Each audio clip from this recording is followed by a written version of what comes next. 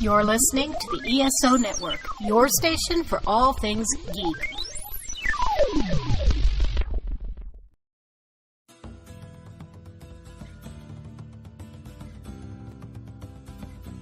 It's time for the Dragon Con Report, a podcast dedicated to help newcomers and veterans prepare for the upcoming annual convention in downtown Atlanta.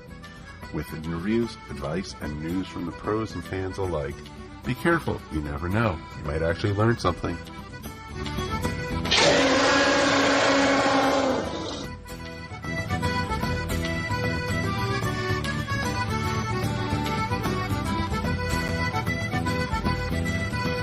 Howdy everyone, welcome to the second episode of the 2023 Dragon Con Report. I'm your host, Mike Gordon. I'm pleased to introduce you to the rest of our station crew, starting, of course, with Jen. Hello, everyone. Howdy, howdy. And Channing is here with us as well. I think. Is he? I'm sorry, Mr. Mike. Channing is having Wi-Fi problems currently, so Gotcha. You're stuck with me just sitting in for a few minutes until he gets back. That's fair. That's fair.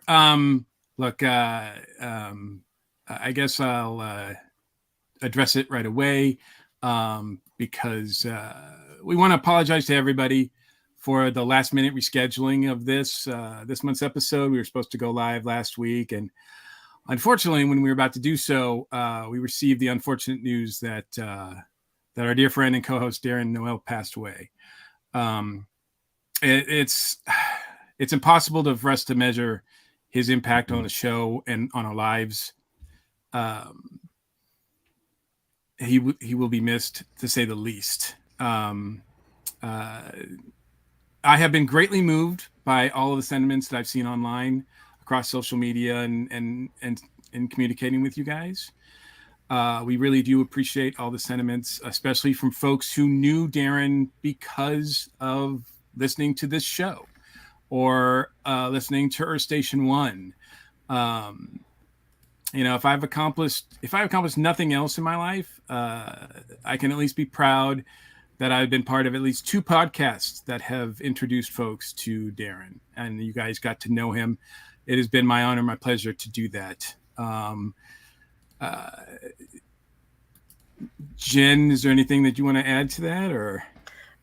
Well, as you said, it was very shocking for us because we literally found out like 30 seconds before we were supposed to go live. It was it was real tough. And we didn't really.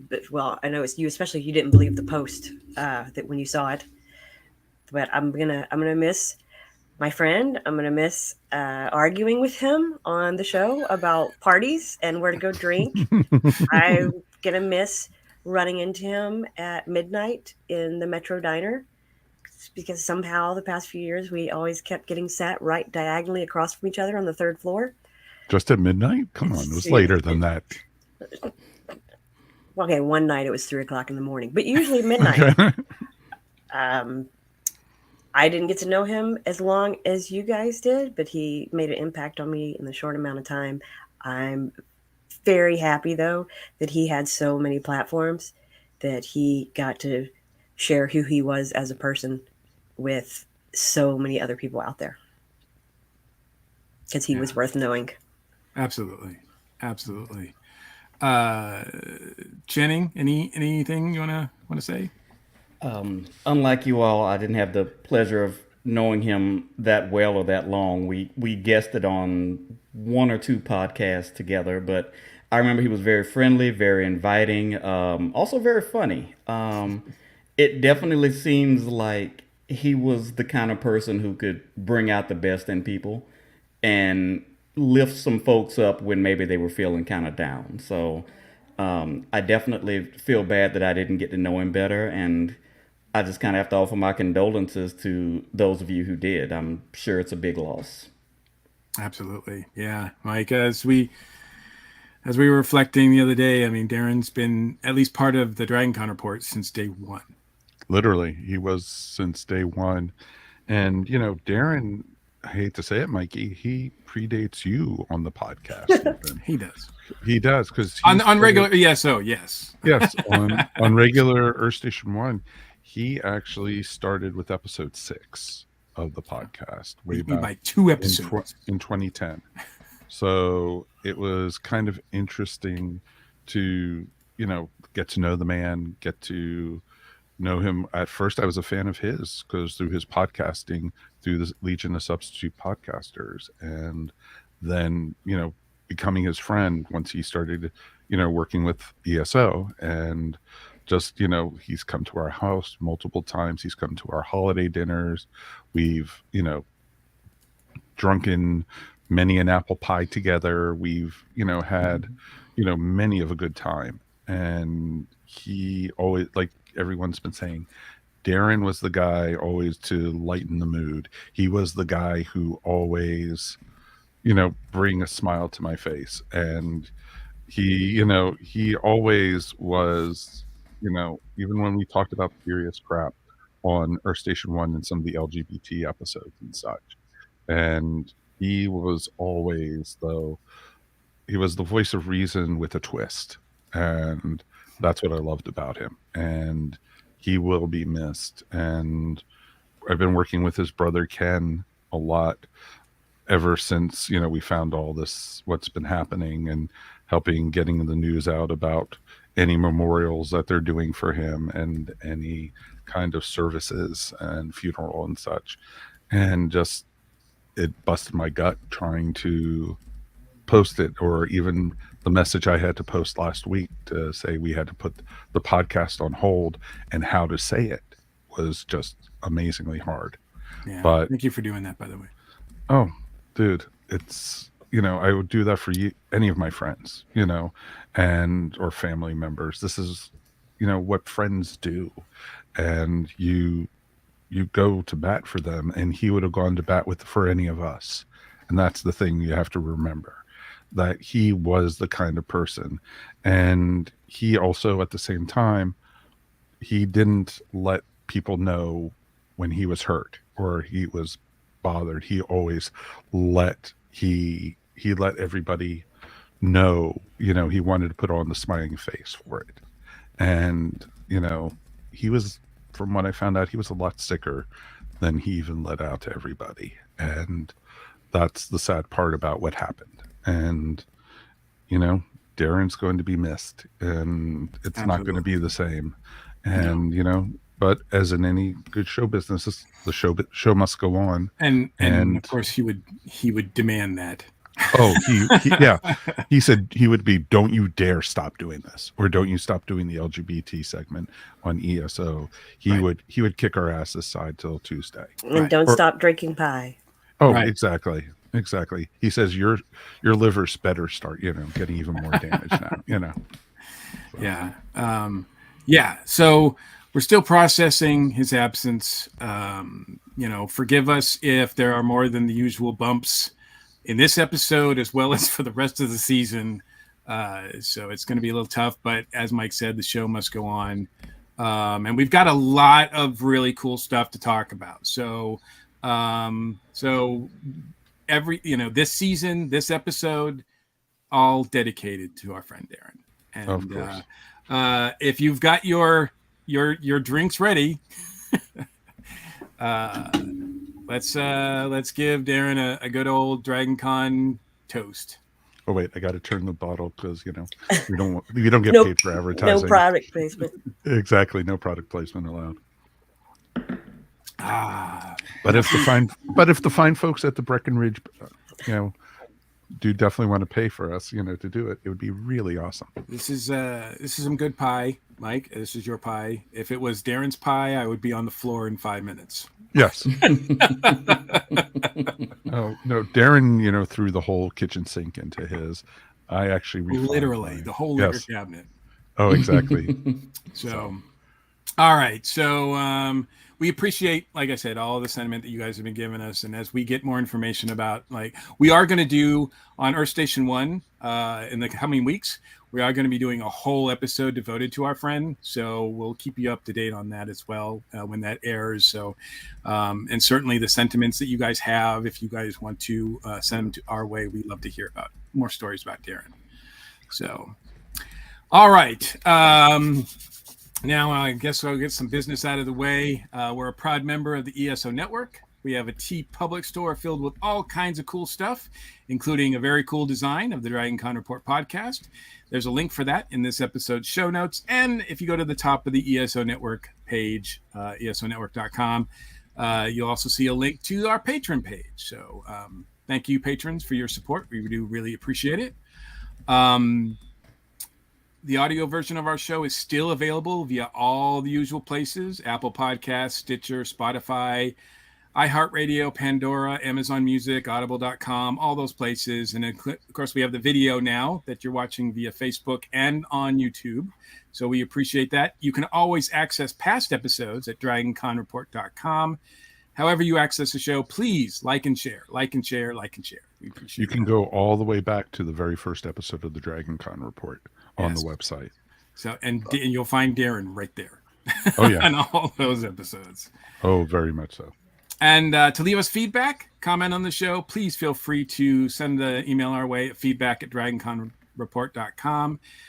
Reach out to us via Facebook, Twitter, Instagram, or on all those platforms as well. And we are, as I've said many times, we are unofficially associated with Dragon Con. We are not, never have been officially connected with the con. For all official news, we strongly recommend checking out the official website, dragoncon.org, as well as all their social media outlets. All right, so we're going to get starting with some news and notes. We do have some guests waiting in the green room, so we're going to get to them in a few minutes. But first, just a couple of brief notes here.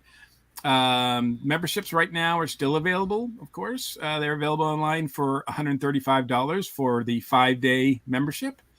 March 17th is when the price goes up. So if you want to get them at the lowest rate you can get them right now, that's $135. You have a few weeks to do that.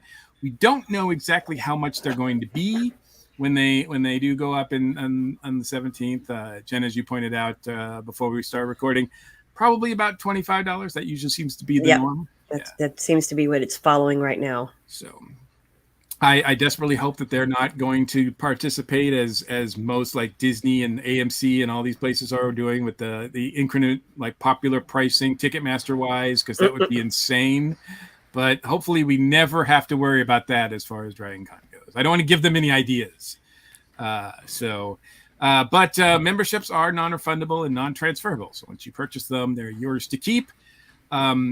Parade registration opened a few weeks ago, and to my surprise, it's still open. Yeah, I thought I'm still seeing people talk in the groups asking if anybody wants to march.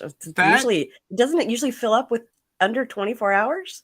Yeah, that's the thing. It's like usually it's not even. Yeah, it's only like available for a day before it's all filled up. So I don't know. Do you guys have any idea why that would be? Like maybe they opened up more spaces.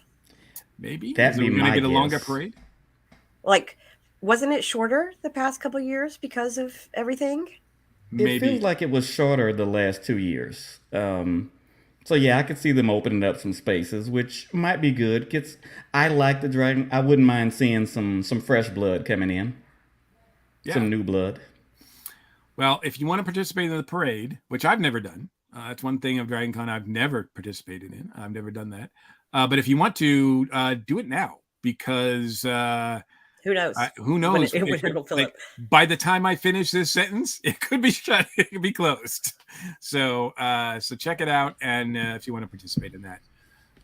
The other thing we did get just today, actually, they announced a new program. Well, that's the newest edition of their program, Dragon Con Superheroes, where they do charity work.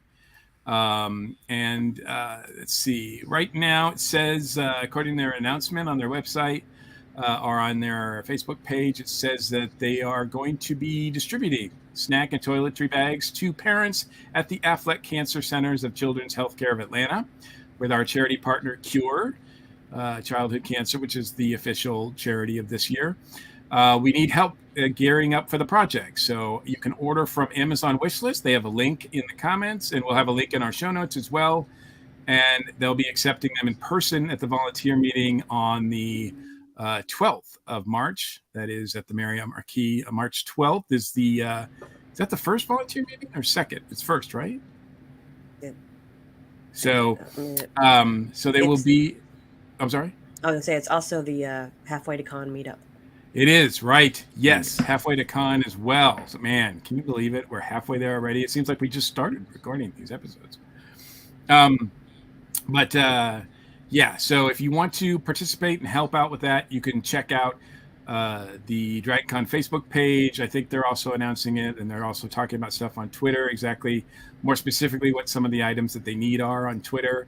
So you can check those out and donate. Like I said, order from the Amazon wish list. It can't get much easier than that. So that's great. I'm glad that they do that. It's pretty awesome. Any other news that you guys ran across of note? Nope. No, I mean, the only big thing is DragonCon is 183 days away, so you might want to start making some plans if you haven't already. Just a pro tip. Yes, yeah. It's never too early, as we say. It's never too early to start thinking about and preparing for DragonCon. Yes, so, I'm planning out all the cosplays I'm not going to have time to make. All right. Well, as a special bonus here, we've got a couple of guests coming in. We have got Gary and Sarah from the DragonCon Theater and Performing Art Lovers group. It's a new group. Hi, guys. Hi. So tell us about this new group. All right. Well, anybody who is looking at me and is familiar with DragonCon probably knows me as the co-director of the American Sci-Fi Classics track. So I do a lot of work at DragonCon already, and I want to do more. So obviously I'm crazy. And I have been pushing for at least 10 years that there should be a track dedicated to the theater and the performing arts. Because well, I've said this time and again, not every nerd is a theater kid, but every theater kid's a nerd. And basically, we don't have a track. We are working on it. We are basically right now, though, trying to build that groundswell of support. If you are into theater, and I mean anything in the house, front to back, selling tickets, working tech, working props, costuming, makeup, performing, acting, directing, any of it, and not just theater. I'm talking street performers, stand-up comics, burlesque shows, anything that you would do in front of a live audience. It would be something that we are looking for. If we can ever become programming, that's what we would cover. If right now, if that's just something you're into, come talk to us and hang out and meet your fellow theater kids and hang out. That is the goal right now, is just to build that community, because the community comes first. Mm-hmm. Exactly. Mike, you know this. Jen, you know this. Channing, you know this. That DragonCon is family. I mean, that's why Darren's loss hits us so hard. We didn't just lose a friend. We lost family. And we want to let everybody who's into theater or performing arts know that, hey, there is a space for you here, and let's hang out. I'm very curious.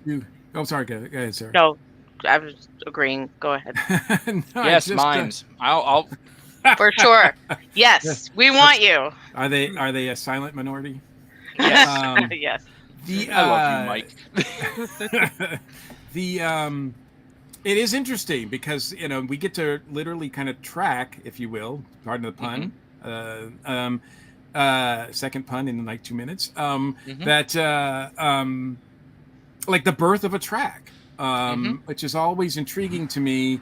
Is there anything you can tell us about the process? Like that's, I don't know, is it one of those behind closed doors, secret kind of things, or is there really like legitimate steps that you need to do in order to make this happen? There are legitimate steps. Some of it I can talk about, some of it obviously you can't. But the first thing, if you want to do and grow a community at DragonCon, the first thing you've got to do is be a volunteer. Put in the commitment, show the con that you're working for the con, that you're trying to help the con.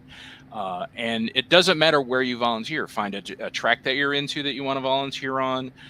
Volunteer safety is always looking for people. Transportation, load in and load out is always looking for people.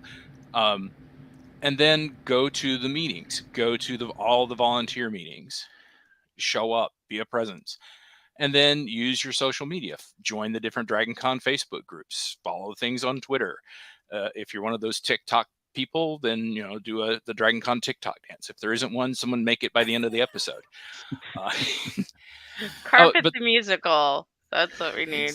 Yes. And then you've just got to talk to the powers that be, and that's going to be the people in charge of programming. That's going to be, the buck stops at them, the overlords. I'm not going to throw names out because they would probably hurt me for sending people their way. You don't want to mess up your chances. Exactly. And then just, be polite, be persistent. Like I said, I have been pushing for this. Oh, there you go. Marriott's store, always looking for a few people. The politeness is important.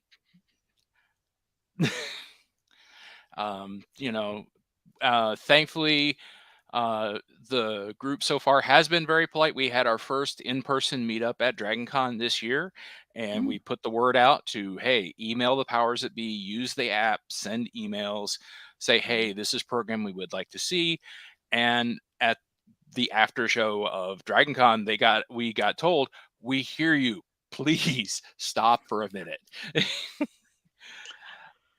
It was very fun. It was very fun to hear Rachel specifically talk about that. I was in the room when she said that, and she's like, we hear you loud and clear. You want a theater track. And by all means, like, just the amount of like cheers and everything else that we get whenever we mention that we want more theater track at DragonCon is outstanding. And so the biggest thing I can tell you that I'm doing and is trying to make our presence known, project, as I like to say, project into the world that, hey, we're here. We're geeks, we're nerds, and we're passionate about what we want to do. And so this is what we want. We want a theater track, and we want everybody.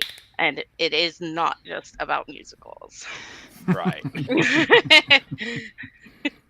I do think it'll be a nice addition. Even though it's not an official track yet, I've seen an increased theater presence.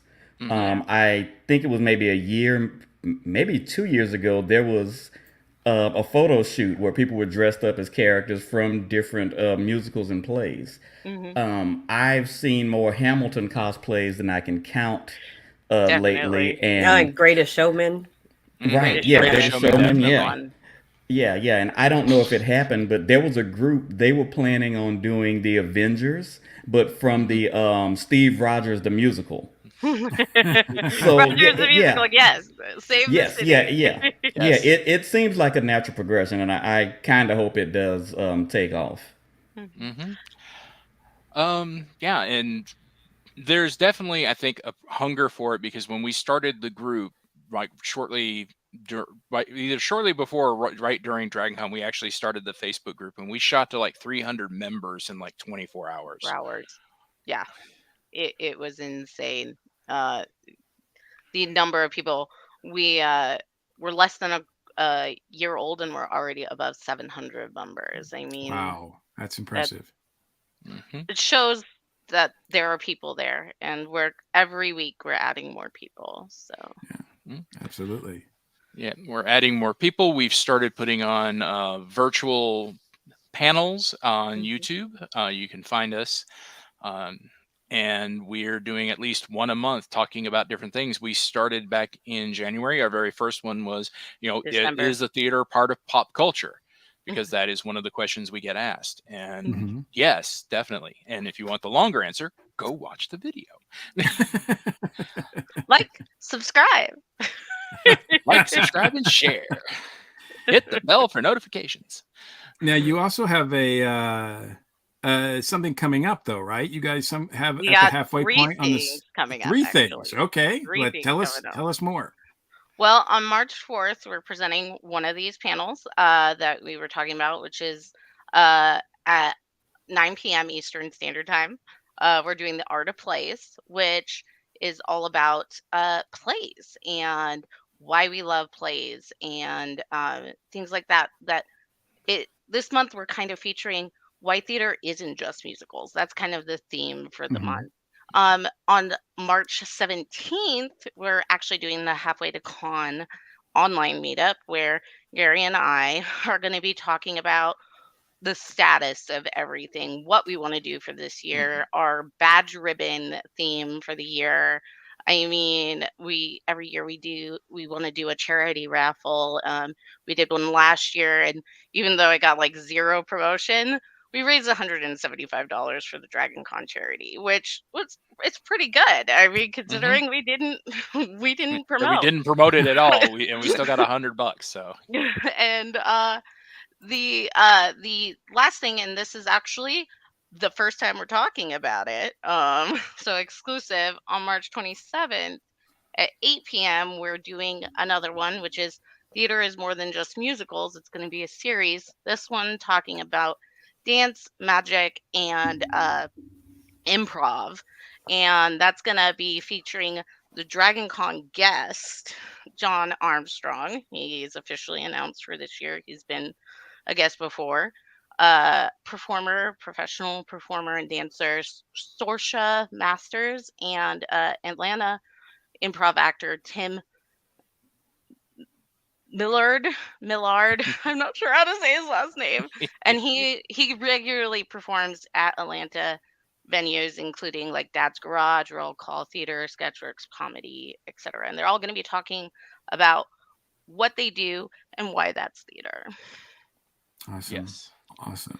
And then, yeah, you've And got we're also you mentioned it in the news. We're also going to be marching in the parade.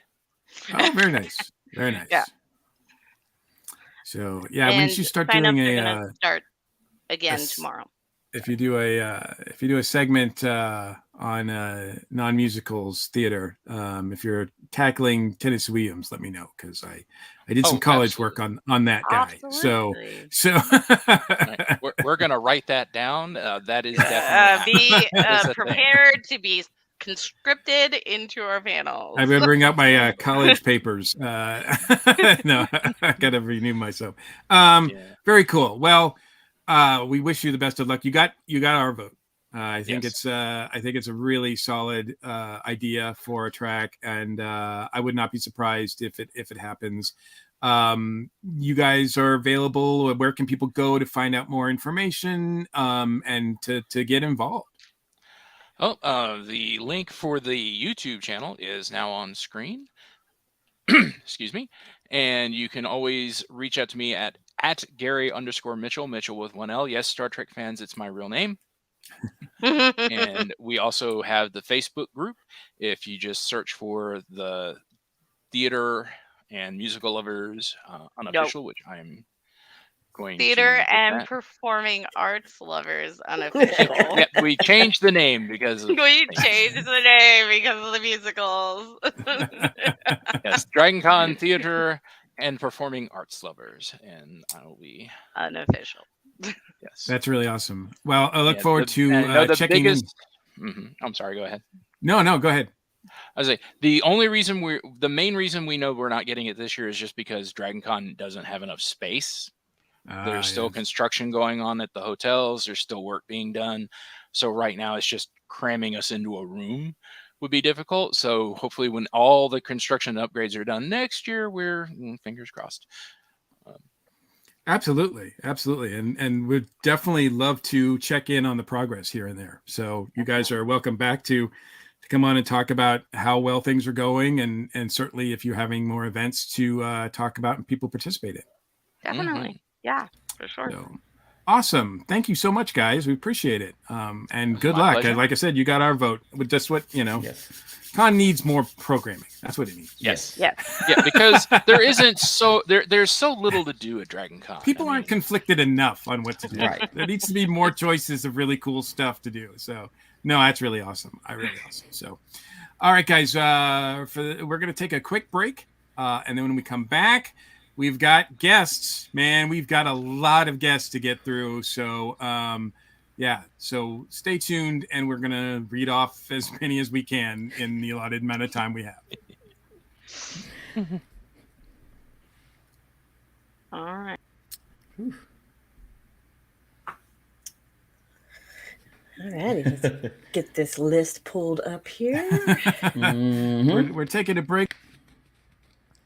How nerdy are you, Cher? Do you love gaming, costumes, and cosplay? Grab some beats and come party with us at Nerdy Gras, a 3-day carnival celebration of all things geek. Join the crew for music, entertainment, gaming, cosplay, and celebrity guests including DC Douglas, Steve Jackson, Mark Neer, and Jessica Nova. Friday, March 10th through Sunday, March 12th at the Atlanta Marriott Northeast at Century Center. Visit nerdygras.org for more information. Join the crew at Nerdy Gras, Cher. Book a room at the hotel for a party that's going to last the whole weekend.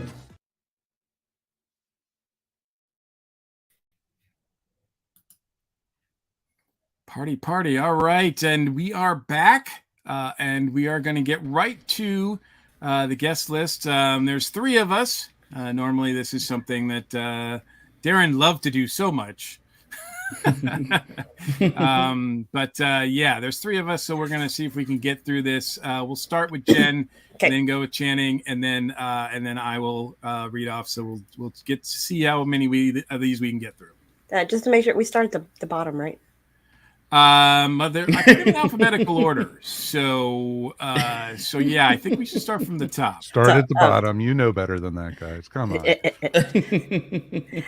Jared Albrick is the creator of his own original comic book, Hamilton vs. Burr, A Werewolf Tale. He's the writer for Z2 Comics, a trading card artist for Marvel Comics and Upper Deck, cover artist and inker for White Rocket Books, and a U.S. Air Force combat veteran.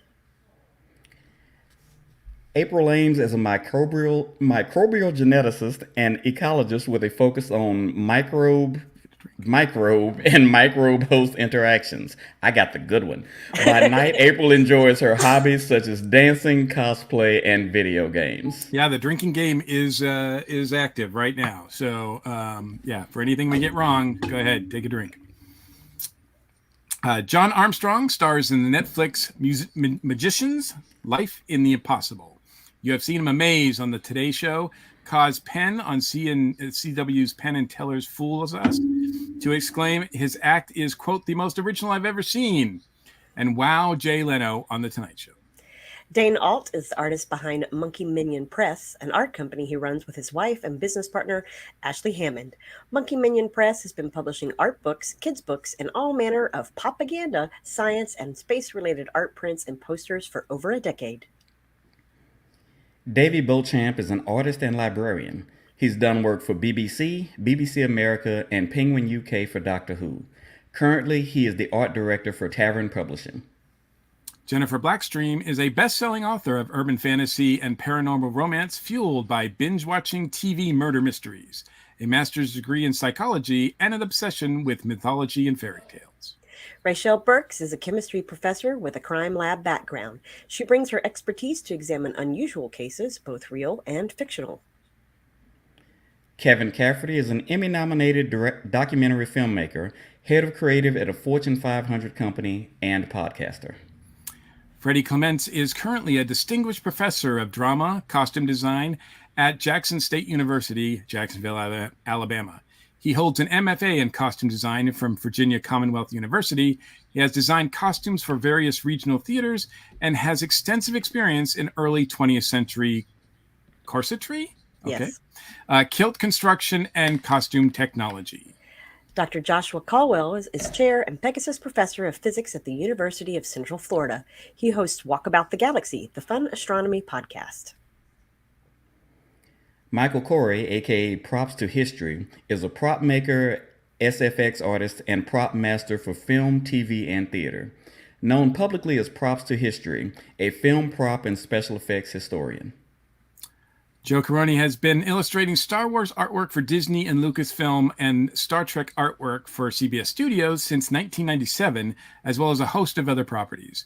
New Star Wars artwork and various other licenses are in the works for publication later this year.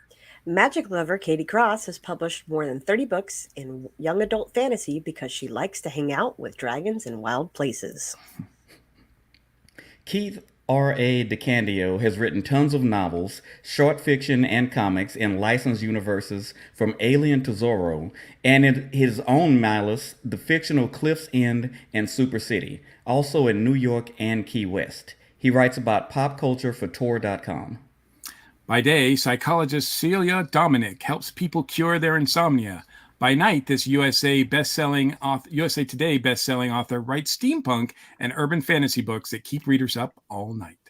Kevin Eldridge produces and hosts The Flopcast, a pop culture comedy podcast. He's a published science fiction author, an organizer and host of Skeptic events, and a comedy musician. Sean Fletcher is the Amazon best-selling, award-winning author of YA and middle-grade fantasy. He can be found speaking about and teaching writing and working as a professional editor. Jackson Ford is a South African author living in Vancouver. He is the author of The Frost Files, beginning with The Girl Who Could Move Shit with Her Mind. Matt Folk is known in both Japan and America as the Kaiju King, having been an official Godzilla artist on comic, statues, and posters since 2011. He has also worked on Transformers, Ultraman, Gamera, Power Rangers, and original comics like Miss Medusa and State of the Monsters. Chandra Free is the writer-artist of the God Machine graphic novel series and co-founder of Machina Corps, a spooky comics imprint. She's an illustrator on books like John Carpenter's Tales for a Halloween Night, Fraggle Rock, and Graphic Canon. She's currently working as a character designer. Dr. Charles E. Gannon's 20-plus books have won the Dragon Award, the ALA Choice Award, the Compton Crook Award, and had multiple Nebula nominations. He is best known for the Kane Riordan series of hard sci-fi novels in Eric Flint's 1632 and John Ringo's Black Tide Rising universes. Andrew E.C. Gaska is the UKGE and Emmy Award-winning settings adventure writer for Free League Publishing's Alien RPG, a franchise consultant to 20th Century Studios on Alien, Predator, and POTA. He's also the lead writer on the Terminator RPG and 2 Choose-Your-Own-Adventure graphic novels. Apologies in advance. Jay Gonzo is a Chicano comic book artist, best known as the writer and artist of his own title, La Mano del Destino, self-published singles collected edition available on Image Comics. He's also the artist of La Vaz de Mayo, Tata Rambo. Daniel Govar is a comic, children's book, and fantasy artist known for covers and interiors, Star Wars, Marvel, DC, etc. Currently, Daniel is the illustrator for Naomi Novik's three-book Tamarin Omnibus, artist for various Star Wars card sets for Topps, and is releasing his second art book later this year. Ooh, people are already wasted now. Thomas Harper leads the American Red Cross International Humanitarian Law Program, where he frequently wields Star Wars and other pop culture to teach the public about the laws of war. Chris A. Jackson is the author of over 30 novels in multiple genres. He is the 2022 Scribe Award winner for Best Short Story, as well as numerous other awards. Kristen Jackson is the Director of Communications and Graphic Designer for Frostbite Pictures and is currently working on international and domestic indoor-outdoor art for Paramount Pictures. G.S. Jensen is a best-selling author of 18 novels and numerous short stories. Her novel Starshine was named one of the best sci-fi novels by a woman in the last 50 years. Les Johnson is a physicist, author, and NASA technologist. His recent books include A Traveler's Guide to the Stars, Princeton Press, Saving Proxima, The Space-Time War, and Ross 248 Project. He leads 2 NASA space missions and was featured in the March 2019 issue of National Geographic. Bernadette Johnson is the author of The Big Book of Spy Trivia, The Big Book of Horse Trivia for Kids, and The Big Book of Cryptid Trivia. E.K. Johnston is the critically acclaimed New York Times bestselling author of multiple young adult novels, as well as a writer of Star Wars and Dungeons & Dragons Honor Among Thieves tie-ins. Cartoonist Mike Kunkel has worked for nearly 30 years in animation and publishing, drawing cartoon stories for film, TV, and comics.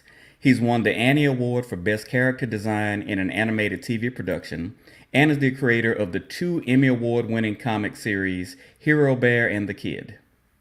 Philip Lagan is a international best-selling author and Dragon Award finalist. His works range from steampunk to alternate history to fantasy. Kavura is one of the hosts of both the Star Pod Trek and Star Pod Log podcasts. She produces Ladies Trek Library and is in several Star Trek fan clubs and fan films. Defying odds is what the New York Times best-selling author Sherilyn Kenyon does best. With decades of legion of fans known as Paladins, thousands of whom proudly sport tattoos from her genre-defying series, she's become one of the most popular and influential authors in the world, in both adult and young adult. Ed Larson is the founder and CEO of Tampa Deep Sea Explorers Incorporated. Ted is passionate about robotics, underwater exploration, business, science fiction, and the maker movement.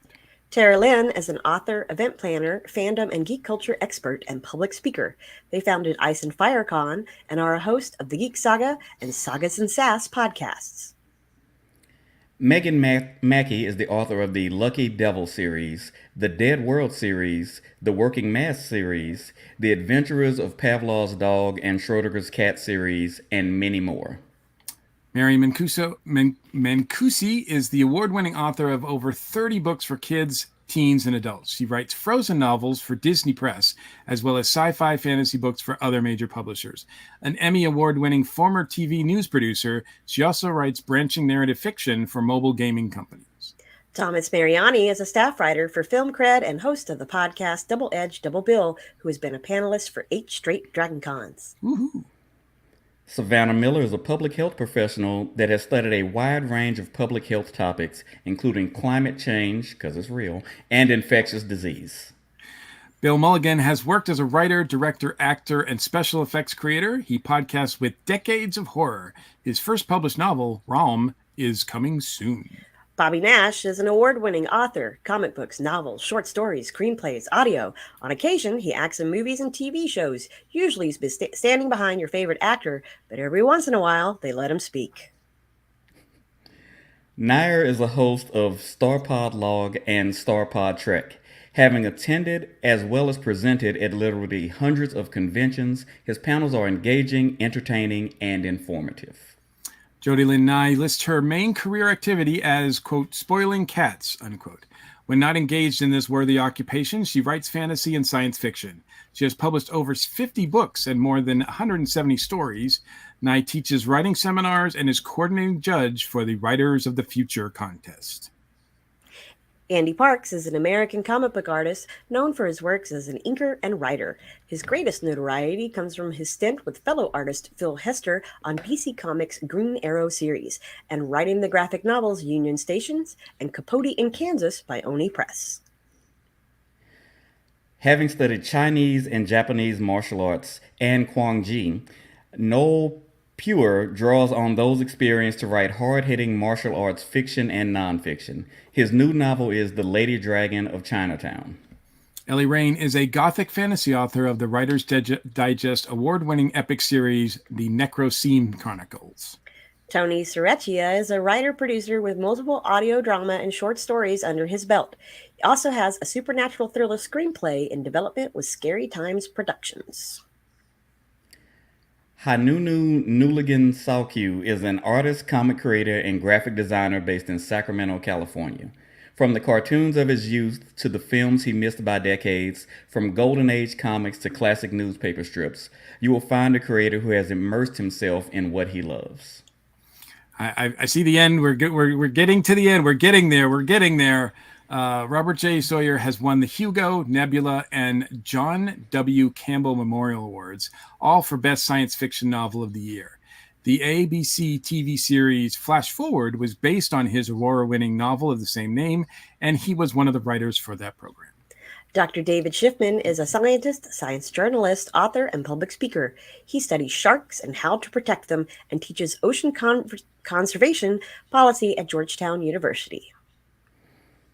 R. Alan Seiler is owner of Cosmic Press. He's the author of 3 books about Doctor Who, the kids' book Lucy Can't Dance, and essays on numerous pop culture topics. His podcasts include Modern Musicology, Earth Station Trek, Doctor Who A to Z, and Alan's Record Bin.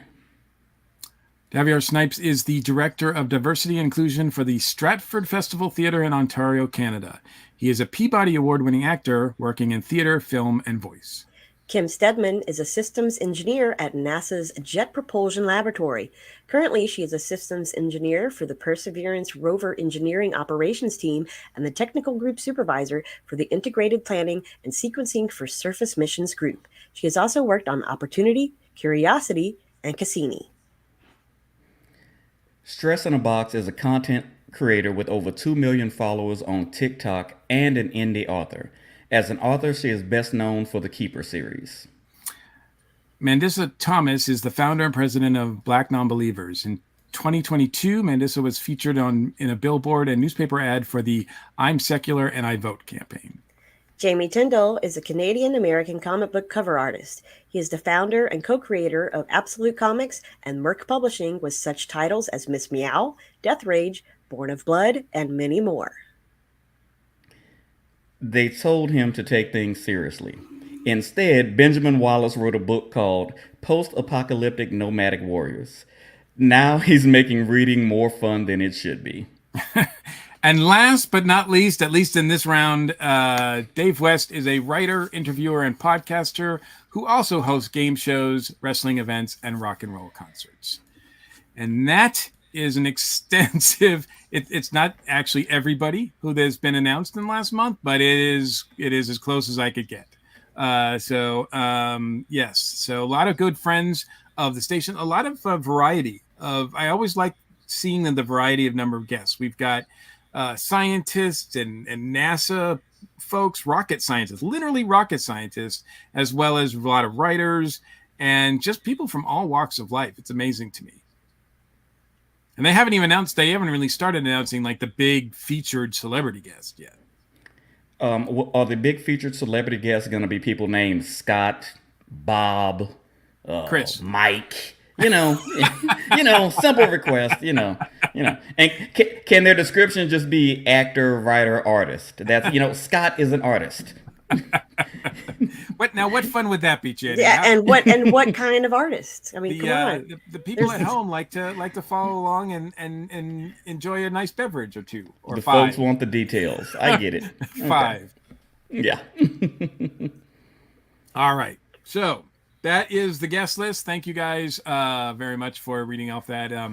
And now it's time finally to start talking about our main topic, which is examining and exploring all the main hotels that Dragon Con has to offer, the host hotels, that is.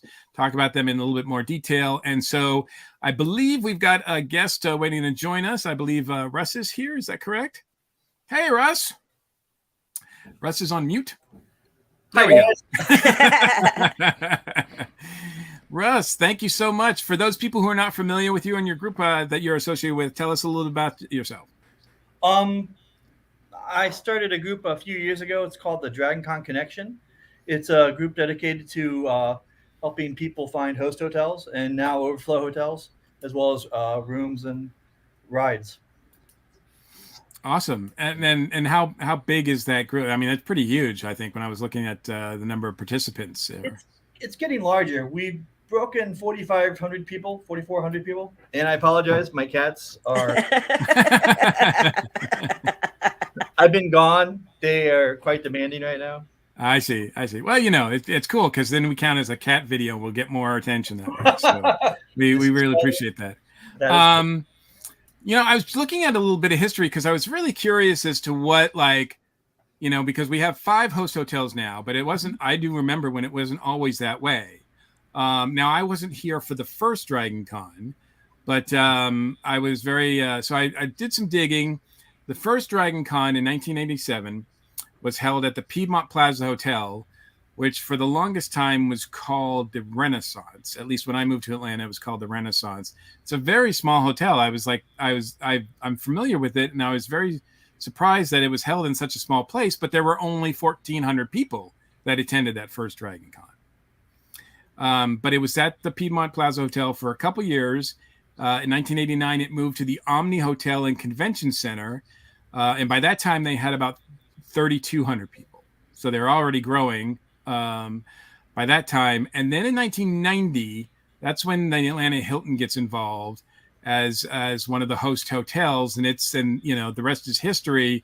The Hilton. So I guess as far as the five now that we think of for host hotels, the Hilton probably is the earliest one, has early cred. So I guess we'll start talking about the Hilton and what the Dragon Con experience is at that. What makes it different from the other hotels? Russ, do you have any sort of insight as to what the Hilton is like at Dragon Con for those people staying there? I've stayed at the Hilton a number of years. Okay. I really enjoy it. The benefit I like personally as a attendee, what I like about the Hilton is you're right in the midst of the chaos of Dragon Con, but there's lounges on multiple floors, so you can easily go up and take a break, and it's a nice combination. There's a lot of nice photo shoots out there as well, so where a lot of people take photographs. And it's the center of like the science track and the space track, and the JPL engineer that was going to be here. I look forward to following that. It's a nice hotel. The Hilton, when my first Dragon Con, the first time I stepped into Dragon Con for the first time in 1994, the Hilton was the first hotel that I experienced Dragon Con at. I didn't stay there, but they had most of the main celebrity guests there. They had a lot of programming there. It was basically the center of the convention at that point. I think the Westin was also tied to the convention in some way, as well as the Atlantic Civic Center, but the main stuff was happening that I recall at the Hilton. I have never stayed there though. So, Channing, have you stayed there at all, or? Yeah, I can say the Hilton, for convenience, it is my favorite of the host hotels. Okay. I've been going to Dragon Con since 2008. I think I've stayed at the Hilton 2, maybe 3 times. As some people know, I host a photo shoot. And so for that reason alone, the Hilton is great. I remember in years past when the Hilton was kind of like, okay, Dragon Con's here, but we're not really embracing it that much, to when they started doing their annual Dragon Con themes. I co-sign on the having the different lounge areas around. It's really good to find a space if you need to get away for a minute. Obviously, the courtyard in the back is a huge draw, especially lately, because there's a quiet side and a loud side. You've got the loud side that has the DJs and the food vendors and all. But if you get over to the other side where a lot of the photo shoots happen, you can, just kind of post up on a wall or, sit on some steps. I like the Hilton. My dream Hilton thing is to get one of those suites on the really high floors. So if anybody wants to contribute to make that happen, I'll set up a Kickstarter for that. Of course, we did a comment about last year and about the flood, because last year the Hilton was not everybody's favorite hotel. Let's put it that way. And I think we've all experienced that over the years. Like one of the hotels just trips over themselves and has issues. I can remember a few years ago, I think right before the pandemic, it was a Sheraton that had some really bad luck because of they didn't even know if they were going to be open in time for the con because of the things they were going through. And there's been a lot of change in ownership throughout these hotels' history over the last 20, 30 years of Dragon Con's been going on. So obviously it's going to be a different experience from year to year. But if I understand correctly, the Hilton is one of the is it one of the legacy hotels? Yes. Yes. It is one of the legacy. Okay. There are basically 3 legacy hotels: the Hilton, the Hyatt, and the Sheraton. And right now, I believe the Hilton hosts a lot of the programming. The podcasting track is there. I believe the Brit track is there. I'm blanking on some of the other tracks that are there. I think EFF is there. Yes. Okay.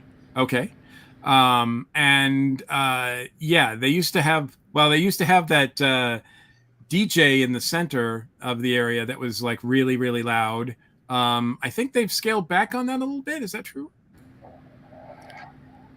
No? Yeah, I can jump in on this one. They did have him in the lobby because I know we hijacked him one year, but I think long story. But the last couple of years, the DJ has just kind of been out on that back patio.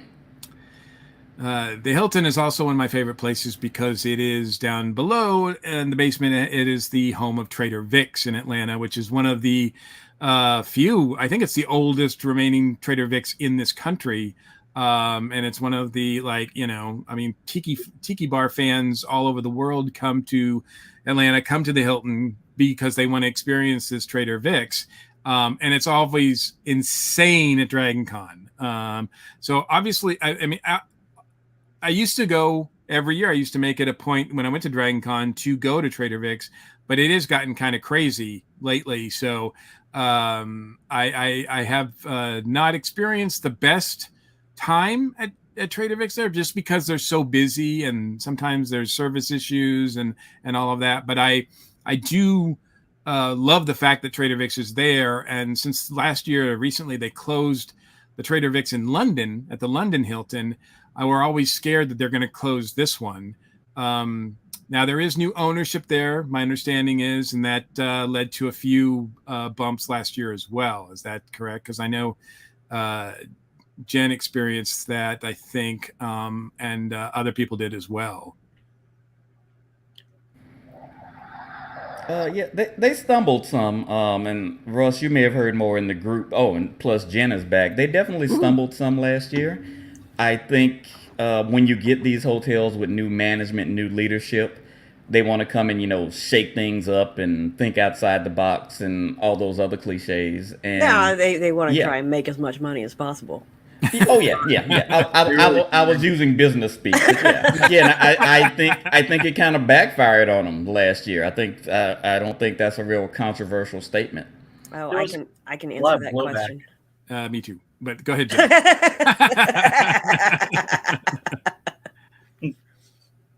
Yeah, go ahead. The question is for those people who are listening to the audio show, what is the recommendation for being able to get a dinner reservation at Trader Vic's during Dragon Con? You basically just call and call as much in advance as you can. There's an easier way. Is there? Is there an app now? Oh, there's been an app. Okay. If you go to the Trader Vic's website, they take reservations through OpenTable. And I believe it opens up 4 months in advance for those dates. Your best bets, if you want to actually get a table to eat, is to try for Wednesday or Thursday night. Yes. And on the app, I believe you are able to get a table for up to 10 people. If you have a larger group, then you will have to call them. Yeah, because they have some special rooms, but they don't have a lot of room down there. No. So you're not going to host like 20, 30 people down there. Now, the most I've had 12. The biggest I've done is 12. I've seen bigger tables, but yeah, through their website, their reservation, that's the easiest way to do it. And you'll get the confirmation number. You'll get it emailed to you. They'll even check in with you the week before and make sure you're still coming. And I will also say this, because like the hotels, Trader Vic's has changed management a lot over the years. Sometimes it's a good thing, sometimes it's not. I will say that they've added and enhanced the menu recently here. So I'm eager to try it prior to Dragon Con just to see what the food's like. But I hear really, really good things about the management, what's going on there now. It's weird, the management changes, but I think the two bartenders have been there for like 2 decades. Well, I've ended up with the same waiter multiple years too. Oh, nice. So. Nice. Somebody also mentioned that in the comments that the Hilton has a great buffet breakfast. I will say I've experienced their buffet dinners, and they are really good. It is a nice place to go to eat. Obviously, it's got hotel prices, but with the buffet, you can get as much food as you want. And it was pretty good food, if I remember correctly. It's been a long time since I've done that, but I am a big fan of their lobby bar as well. Yeah. Cool. Their breakfasts are incredible. I've had them the past couple of years. It was closed down for the pandemic, of course, 2021. Yes. But it's a really good breakfast buffet. Cool. Any other thoughts about the Hilton before we move on? I think it's got the most legacy of all the hotels at Dragon Con. I mean, it was one of the first ones.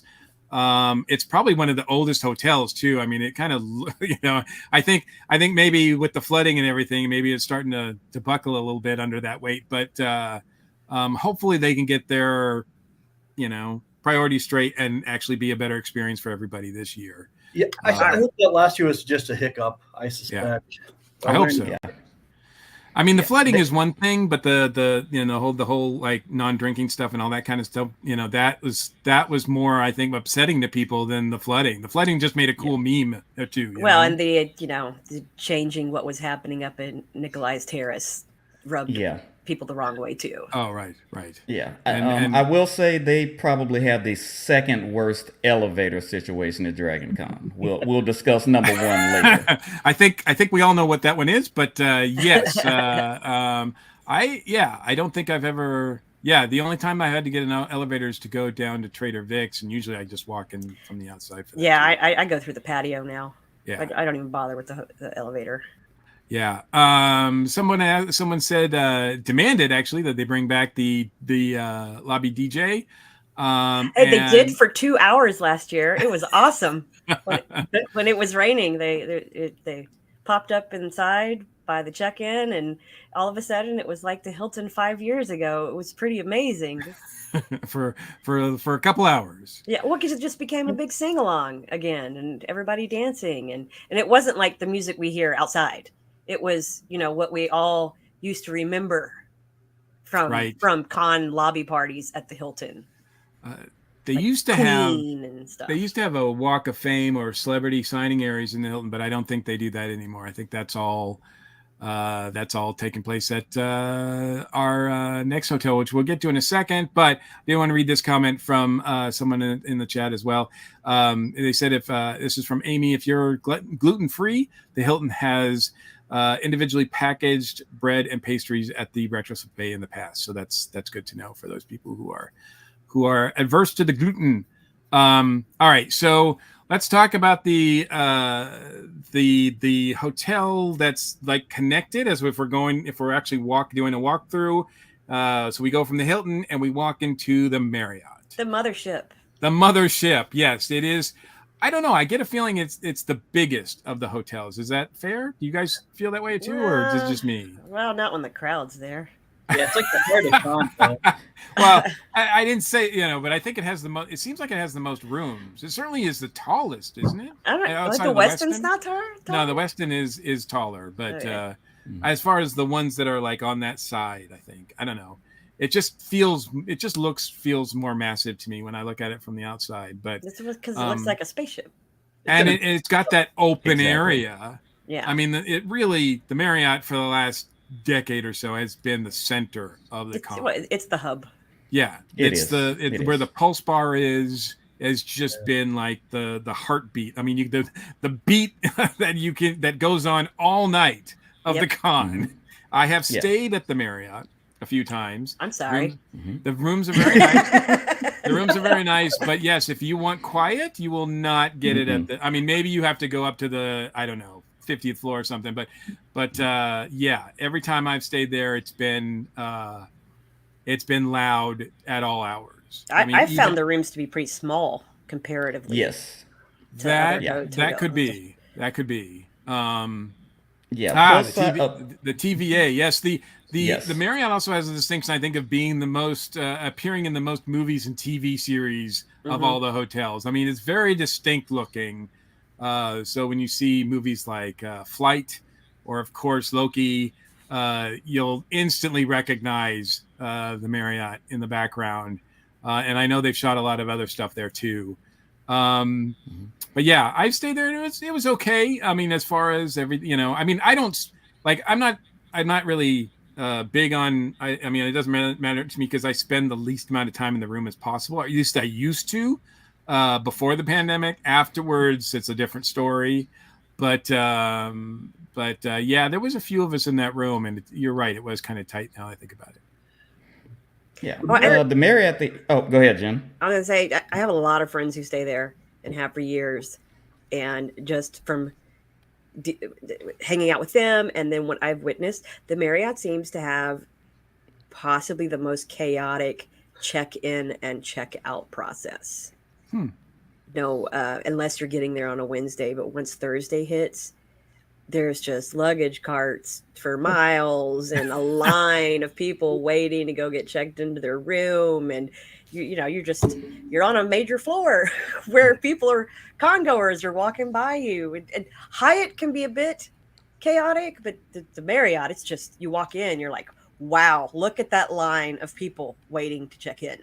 And it's not like really, I wouldn't say user friendly, but it's hard to like figure out where to go and where to go to register. Like it nothing's laid out very well, I think, at the Marriott. It's just, I mean, if you know it, you know it. But when you first get there, you're just kind of like, what? It just seems like chaos. Well, I know it can be figuring out which floor has the Sky walkway Bridge. to the Sky Bridge, and how and which floor you go to Peachtree Food Court from, and that takes some getting used to. I first couple of years I ended up in the motor lobby multiple times. I have to reacquaint myself every year because it's like, okay, which floor is it, the one that goes to the Hilton, the Sky Bridge? And so Russ, what's something else about the Marriott? What's some other factoids about the Marriott? The Marriott has on the, I believe it's the 42nd floor. It's a concierge lounge. It's a great place to go back and just also free drinks, coffee, and snacks. And it's available for, I believe, platinum and higher members of Marriott Bonvoy. Oh, wow. I did not know that. I was not aware of that. Now, the Marriott also has is it the 10th floor? That is the cosplay friendly floor? Is that? It's either the 10th or the 12th. I want to say 10th, but now I'm having doubts. Is that still the case? Is that still like the... Well, they do a volunteer... They have one of the volunteer villages is there now. Okay. For con volunteers. And I think that's now why I think that's where I'm getting the 12th floor. 10th floor used to be like a popular spot for people to do cosplay photo shoots and go chill or have meetups. And now that volunteer village is there and takes up a large spot of that. So the volunteers have a decompression space, which they need. Now people have started doing some meetups like the swag and seat groups and such on the 12th floor. Gotcha. Yeah, the 10th floor is of note because I think all the elevators stop there. Yeah, I believe. I think they do. No matter. So if you're, even if you're going to one that's going to be on that's only available to the higher floors, it always stops on 10. It does have that option for some reason. So 10 is like the one if you can get on any elevator and get to 10, if I'm not mistaken, which is not the case. Channing, I think you wanted to talk about the elevators in this hotel. Before I get on the elevators, I will say one of my favorite things about the Marriott is if you're into seeing cosplay or taking photos of cosplay, the atrium level at the Marriott is pretty much a nonstop cosplay showcase. I've seen everything there from the dude in the giant Groot costume to more casual Smokey and the Bandit cosplay. Halo, a bunch of Iron Man armors were there. So that it's really a good place if you're into that and that's what you want to see. Now, sometimes it gets very difficult to move around in the atrium, but it's probably my second favorite people watching spot. The elevators, look, if you know, you know. The Marriott is probably where you got to go down to go up rules started. They try to bank them, and that's the other thing. I feel like there's probably a dozen elevators in the Marriott, and it's still not enough. Like, I just don't understand. It is a great hotel that I love spending time in, but I do not want to stay there. I just don't. It is probably the last on my list for a host hotel I would get a room at. It's a perfectly fine hotel, but not for me. It's also not a legacy hotel. Mm-hmm. So if you want a room there, you have to go through you have to play the Hunger Games. But I think it's always the last hotel to go on sale and be available. So I think that's true. Once all the others are, because there's 3 legacy hotels, right, and 2 that are not. No, I'm sorry, got that reversed. There's 2 that are and 3 that are not. Well, the Sheraton has its own modified legacy. Yeah. Oh, that's right. That's right. Yeah. Okay. But for the people who are looking for Marriott room, tomorrow the charges are going through. So there's in the next few days, there should be some Marriott and Westin rooms opening up. Yeah. Yes, that's true. Yeah, if people are listening to this, if they're watching this live, then yes, because Marriott owns, the Marriott company owns the Westin and Sheraton. Do they own the Sheraton now too? Yes. Yep. Okay. So they used to be all distinctly different. Now there are like 3 of the host hotels are owned by the same company. But they don't follow the same booking protocols. They're all different. They do not. No, you're absolutely right about that. But they yes, are connected in name only. Yeah. For those people who do have rooms there, you will be charged tomorrow morning or at some point during the day tomorrow, which is a day that always makes me nervous. Well, also, I have noticed it does seem like the Marriott is on the lower end as far as pricing. It is one of the more affordable host hotels to stay in. Mm-hmm. That and the Sheraton. Yeah, the Sheraton's the best, the most cost effective. Mm-hmm.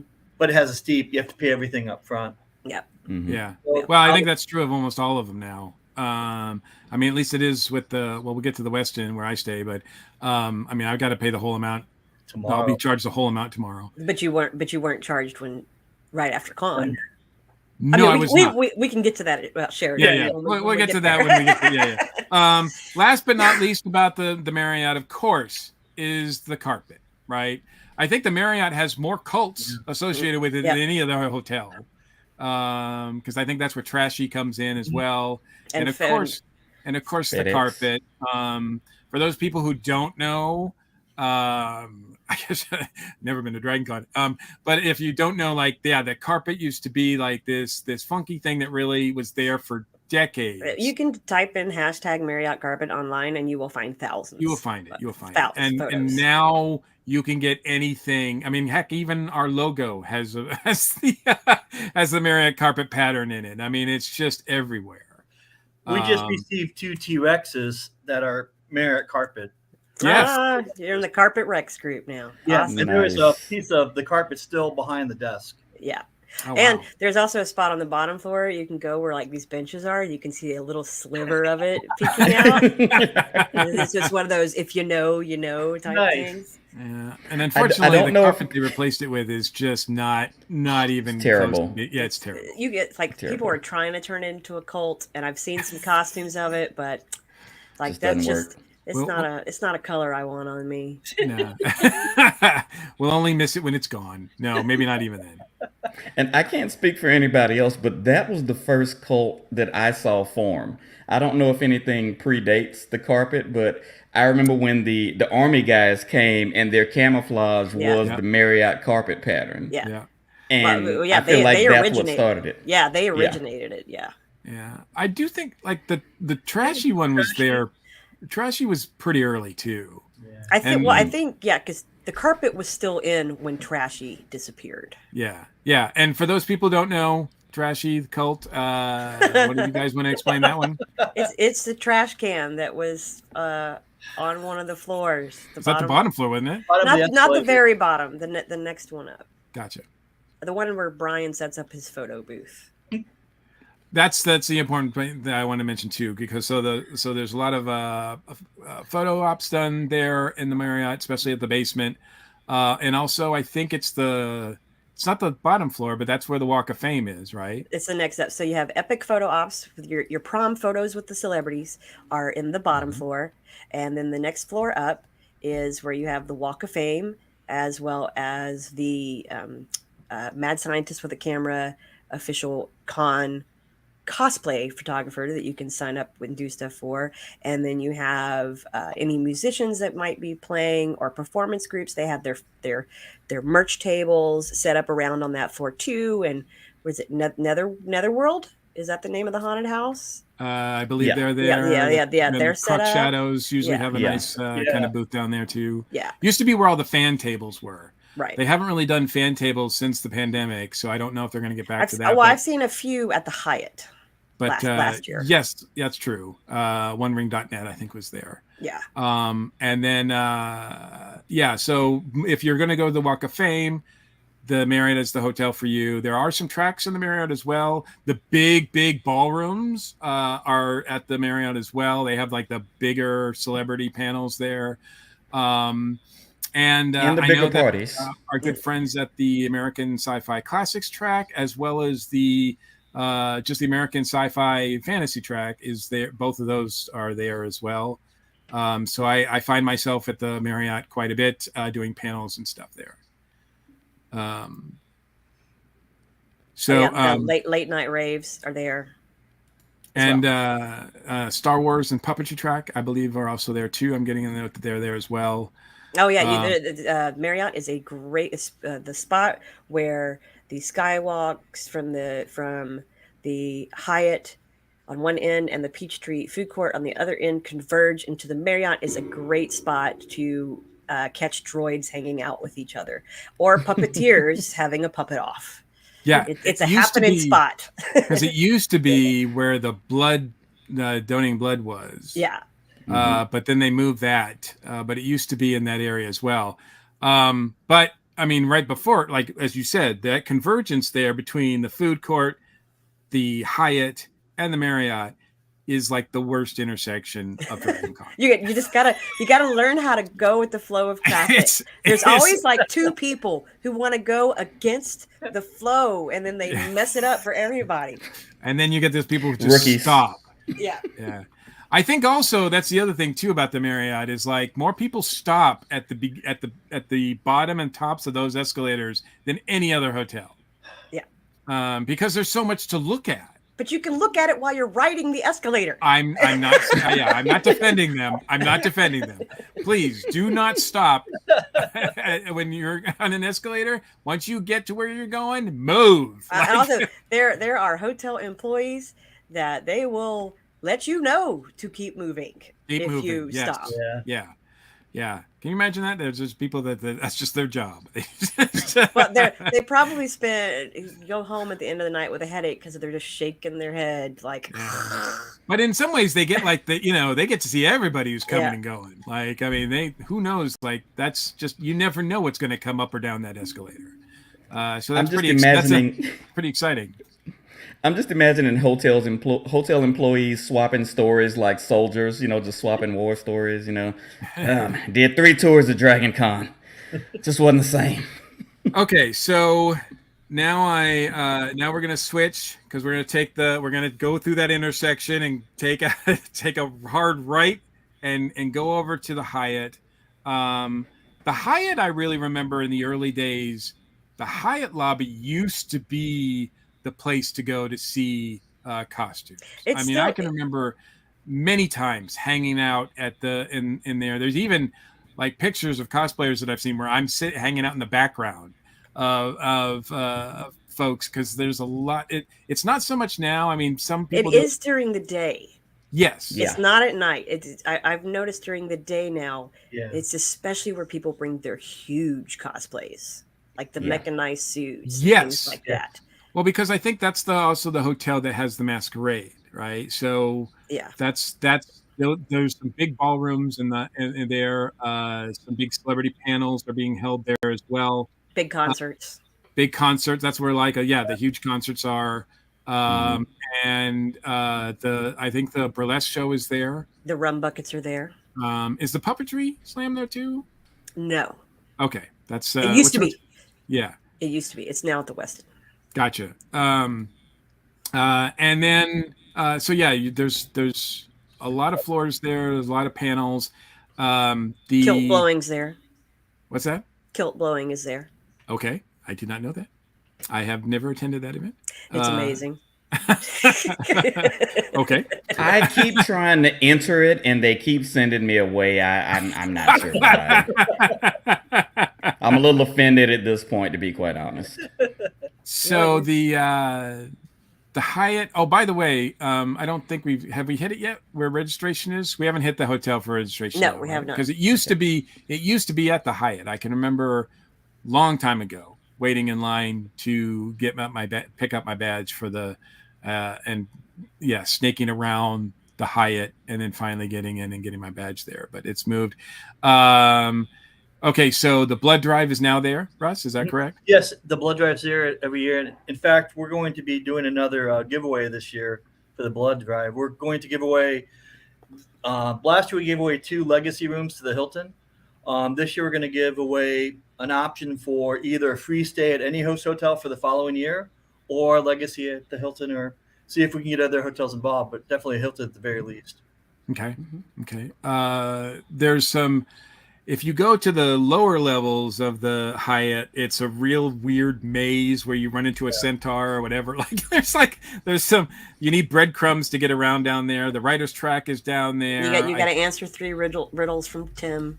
Yeah. I mean, it's crazy down there, right? It's like, I mean, I totally lose all sense of where I am when I'm down at the basement of the Hyatt. No, last year was my first time to go down that far when I had to go to media check-in. And then I went down there. I was like, oh, this is where the blood drive is now. Like, I hadn't seen it. I had no idea all that space was down there.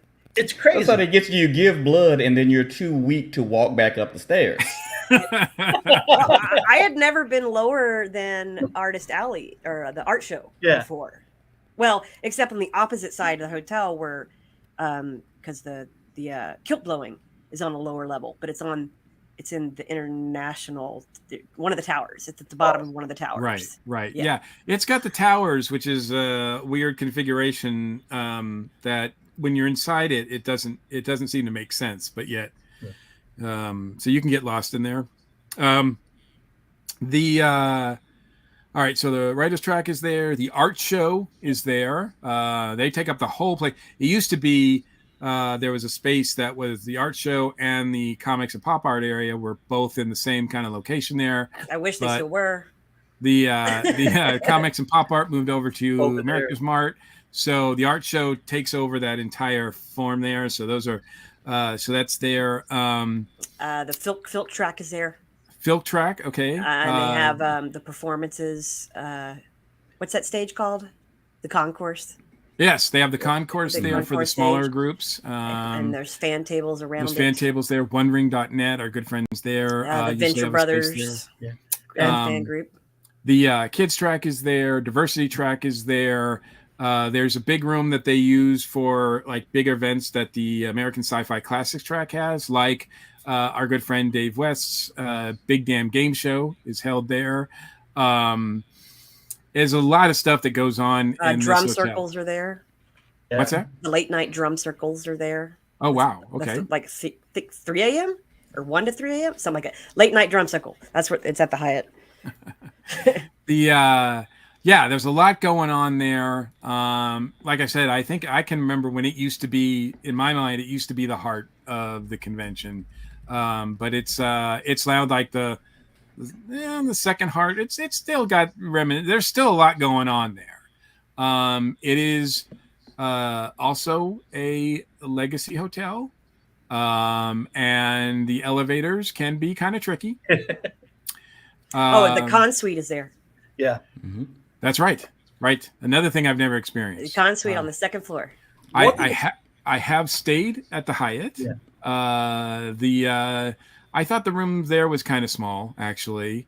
Now, the thing that everybody always tells me is that if you want to stay there, make sure you stay in like the second tower, because then the elevators just are less hassle. Well, you have your own dedicated elevator. Yeah. Mm-hmm. Yeah. But there's not a lot of space there, so I mean those go pretty quickly. Also, I believe, and I don't know about the other. Like to be honest with you, I don't know about the others, but I do know that a lot of guests, celebrity guests, stay at the Hyatt, especially for the comic track. I do know someone stay at the Marriott as well, because I've ridden in elevators with celebrities at the Marriott. I'm not sure how much that goes on at the Hilton.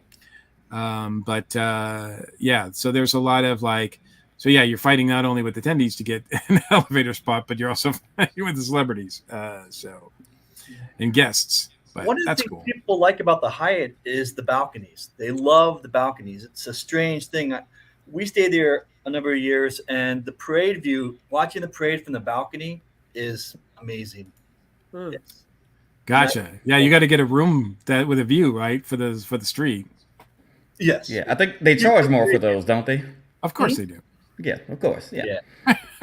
Yeah. Yeah. The Hyatt, I like. The Hyatt is actually my favorite people watching spot. I know I said the Marriott is a full-time cosplay show, but yeah, just kind of for the reasons that you said. You see a lot of the big costumes. It's not quite as packed during the day.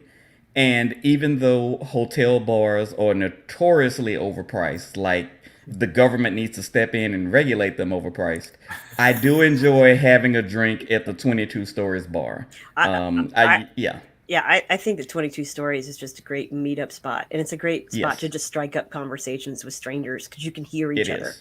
Yeah, it is. I've been at 22 Stories talking with friends, and then I'll see somebody on a cosplay that I like, run, chase them down, take the picture, and then go back to my drink. Now, are they is that where the buckets of rum come from? Yep. Okay. Correct. That's what I thought. That's what I thought. But I will be old man. Oh, go ahead. I was gonna say, but it's in my experience, it is best to go down one level from the main bar, the 22 Stories, and go to one of the pop-up bars and get your rum buckets from them. They're stronger. Yeah. From the lower level pop-up bars, and you're gonna have less of a wait to be served. That's actually what I was about to say. I'm showing my age, but I can truly say back in my day, the rum buckets were stronger. From like 08 to 2012, I feel like the rum buckets had a little kick in them. And then around 13, 14, and I've heard multiple stories as to why, but yeah, definitely get them from the little pop-up bars. And tip your bartenders. Yeah, and tip your bartender. But I think part of it now is because they're also, I haven't seen them do this at the 22 Stories, but the lower level bars, they're giving you the option to add extra rum, for a higher price. So I think that's where some of it is coming from, is the upcharge, or just get your one rum bucket and walk away and add your own. Not that we would ever condone such activities. No. I'm just saying I've heard people do it. We do have a comment here. It says Hyatt rooms are newly remodeled. Open closet, fridge, and coffee area. Seems more spacious now. So that's good to know. Yeah. They had me at fridge. They changed some of the suites around. We had a suite a corner suite, and it's now they modified it. It's a different type of suite now. So yeah, they've done some renovations there. And the Starbucks in the lobby is one of my favorites. It's not Weston good, but it's pretty good. Gotcha. I'm a coffee person. No, I remember staying at the Westin and how good that Starbucks was. Yeah. I know we have to move on, but I have a very quick and very pressing question. Okay. Has anyone ever seen the pool at the Hyatt open? Yes. I'm really starting to question if there is a pool there, I have, or if it's just a blue tarp. But it was it was Wednesday morning. I saw it open and then closing it up. Yeah, they don't have it open during the con. They learned that a long time ago. If you look at early pictures of Dragon Con, you'll see them pictures around the pool. I do remember days when it used to be open. In fact, there's a really kind of famous, I think I've seen it a lot, picture of like a lot of different people, guys in Batman costumes, lounging by a pool. That's taken at that pool area. So so that's when the pool. That's back when the pool was open. Blame it on congoers or other people there during con getting too rowdy and throwing furniture in the pool. Yeah. They could have done what the Hilton did and just got rid of their pool completely. Now it's just a big old smoking area. Can you even go down the stairs anymore? Where? By the back there where the pool is or pool area is, because you used to be able to go outside. Wait, at the Hilton or at the Hyatt? At the Hyatt. Oh yeah, that's where all the smokers hang out at. Right, that's what I thought. Okay. Yeah. So there's that cloud. That's there. Okay. And they have like there's 2 different pop-up bars they put up there at night, and then they have little snack trucks. Not trucks is wrong. Snack carts lined up, leading to those steep ass stairs that go down to the street level across to the motor lobby stairs. at the Marriott. Yeah. Yeah. Those stairs on a rainy day after a drink or a war crime. Well, going down is not so bad, but when you're like trying to avoid the skywalk crowd, and you're like, "Oh, I'm just gonna walk from the Marriott up those stairs," and then you get halfway, and you're like, "Why? Why did I do this?" Yeah, they are. They're hard. They're very hard and unforgiving stairs. They're steep. Yeah, and they're wide. There's wide, so there's not like it's hard to get like if you're looking for like a railing. Good luck. You'll be sandwiched in the middle, and good luck. All right, so that's, and I should point out also, if we haven't mentioned already, the Marriott and the Hyatt have sky bridges to the food court, direct sky bridges to the food court, so you can get there, get your food, and go back to the hotels pretty easily there. Yep. All right, so I think the next hotel that was initiated into the host hotel groups was the Sheraton. And the Sheraton is, I've never stayed at the Sheraton. The Sheraton has, they have a big pool. It's open during Dragon Con as well. It's gorgeous. It's very nice. When they close the roof, though, it gets really humid in there. Like, it's really humid. It's humid with the roof open. Okay, it's Atlanta. I was in the poolside balcony room last year. Yeah, the humidity is there, and it was open the whole time. The cover was open the whole time. So yeah, we've had some ESO meet and greets there, and we had to give that up because it just got to be too humid in those areas, and it was not pleasant. So, but the pinups by the pool, I think that's still going on. That's there. Star Trek is there. The Star Trek, I was going to say, the Star Trek track is there. They have a pretty big celebrity room as well. To be honest, I don't know of any other panels that are there. I mean, I know there's other tracks. The Alt Disney one. I think the Alt Disney one is there now. Alt History's there. Yeah. Robotics is there. They have the night fights. Yeah. There. Like medieval knights. Right, like jousting? Yeah. Well, no, sword fighting. Sword fighting. And you of course got registration there. You've got disability services main hub there. You have one of the con merchandise booths there, and some decent restaurants, and an amazing food truck park set up in the parking lot with some great Greek food that hits the spot at midnight. Get me some Euro loaded fries. It is life changing. But you also have a DJ set up on the balcony outside above where the cars pull in, that maybe at midnight you don't want to hear blaring, but you can't hear them inside the hotel. So that's nice. Last year was my first full year staying at Sheraton. I do not foresee myself ever leaving that hotel. No, some people love the Sheraton. They love it. Well, I've done 2 years. 2 years at the Hilton. My first 2 years ago. I did 8 years at the Westin, and now that I've gone to the Sheraton, I've seen people make jokes that it's the old folks hotel, that you go there when you don't want to party.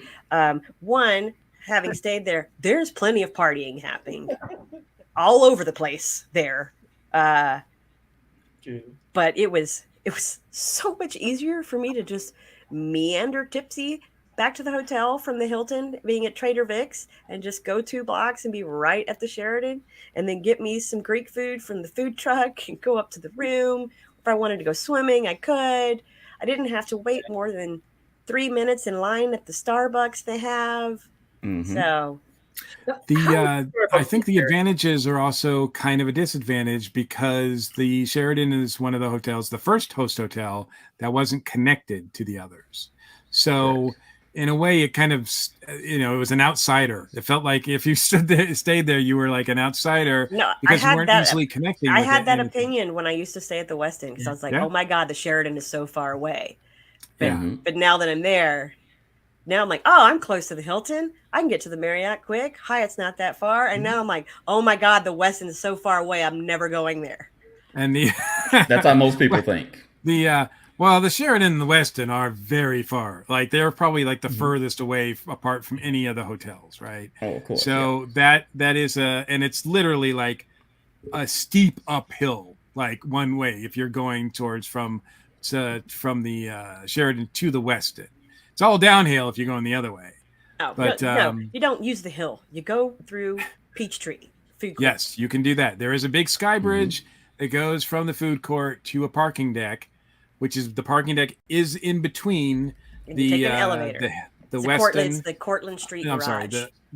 Now, I will also say that during con season, it's not so bad because it's, pretty like there's a lot of people around, but you don't want to go trailing off too far if you're going from the Hilton to the Sheraton because wouldn't we say that about all the host hotels during non-con time though? Well, because the Westin's like that as well. Yeah, I mean it's a little easier. Like I think the three hotels that are connected, obviously you don't have to worry about that because they're all Skybridge and so you don't have to go anywhere else. And really the Westin is just like across the street. Now if you go past the Westin to the America's Mart and then go into deeper into the city, that's probably I don't know. I mean, there was the past few years I had stayed at the Westin during con, just stepping out to have a break or meet up with people. We were getting harassed by non-con goers. Right, it just became where it was uncomfortable to walk out of the hotel. And I have not experienced that around the Sheraton yet. So to be fair, I will say, I mean, to your point, I will say that last year when I left the Westin to go to America's Mart, I did very closely get into a fist fight. So that was not my fault. But somebody was really, really, really trying to start something. They're being aggressive. There's some people getting aggressive around the hotels. Yeah. So I mean, yeah, you're right. It is difficult. I mean, stay in the lanes, right? It's like don't stray too far out of the popular areas because that's just not a good idea. All right. Anything else we want to say about the Sheraton?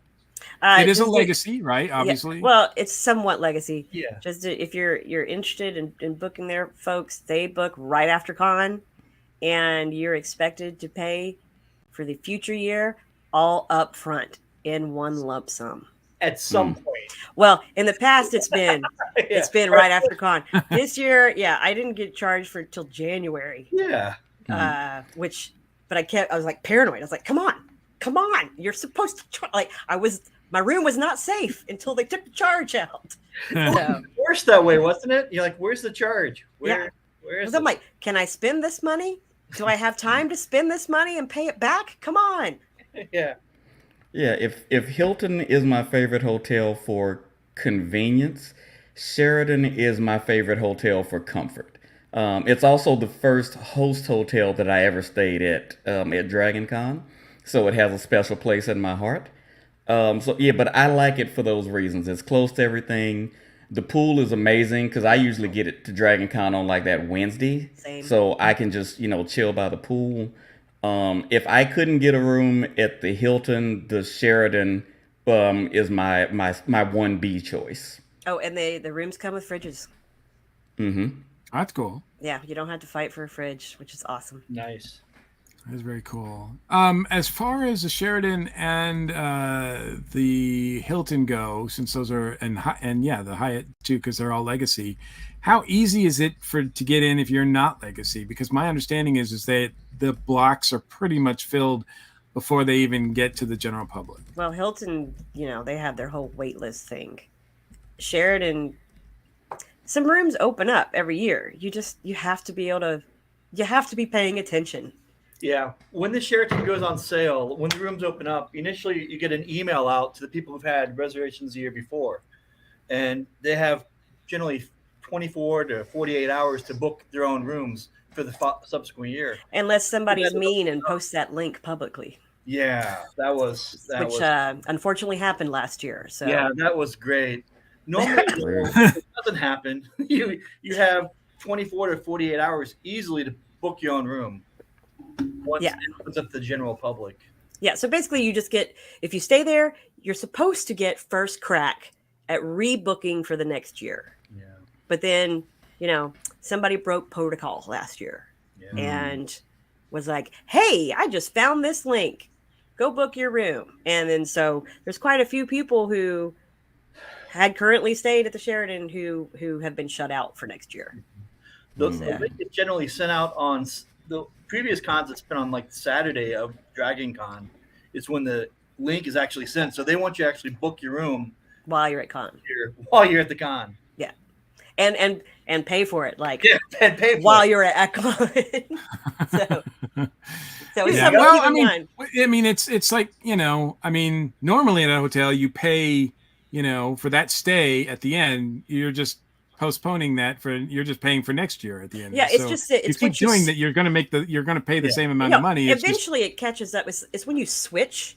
Oh right, yes. It's when you like if you're.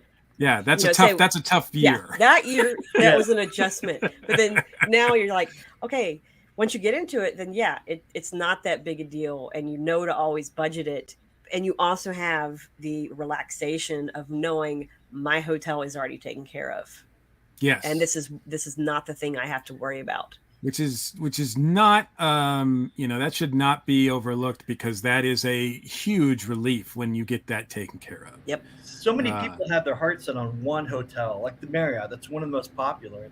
They always want just to go to that hotel, and they ignore all the other hotels, and then it's the last one to go on sale. And if they miss out, then they're stuck and they're scrambling for the next 10 months or whatever, trying to find something. Yeah, and it's not impossible to get these hotel rooms, these host hotel rooms.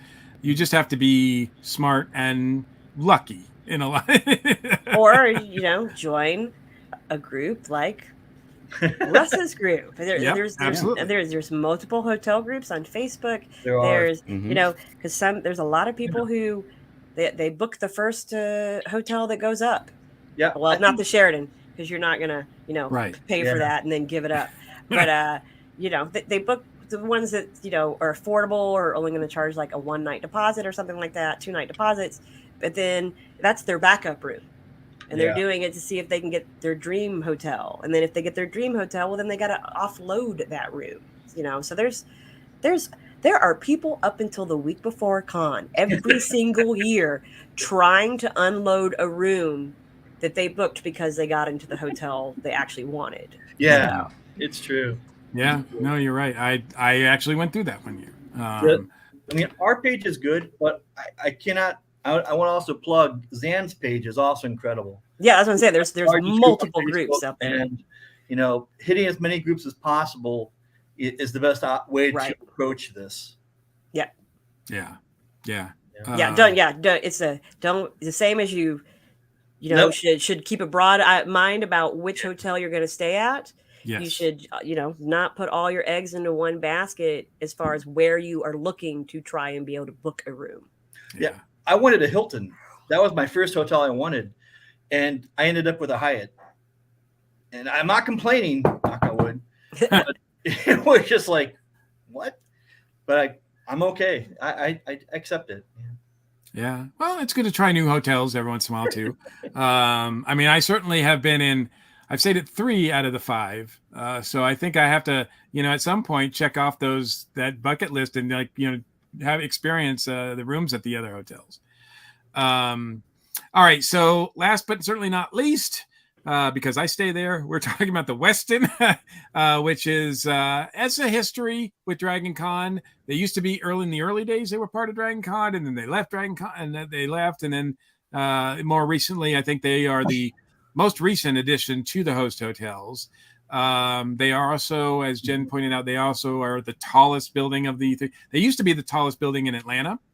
And it used to be one of the tallest buildings like in the Southeast. I mean, they used to be like really beating their chest about how proud they were of that.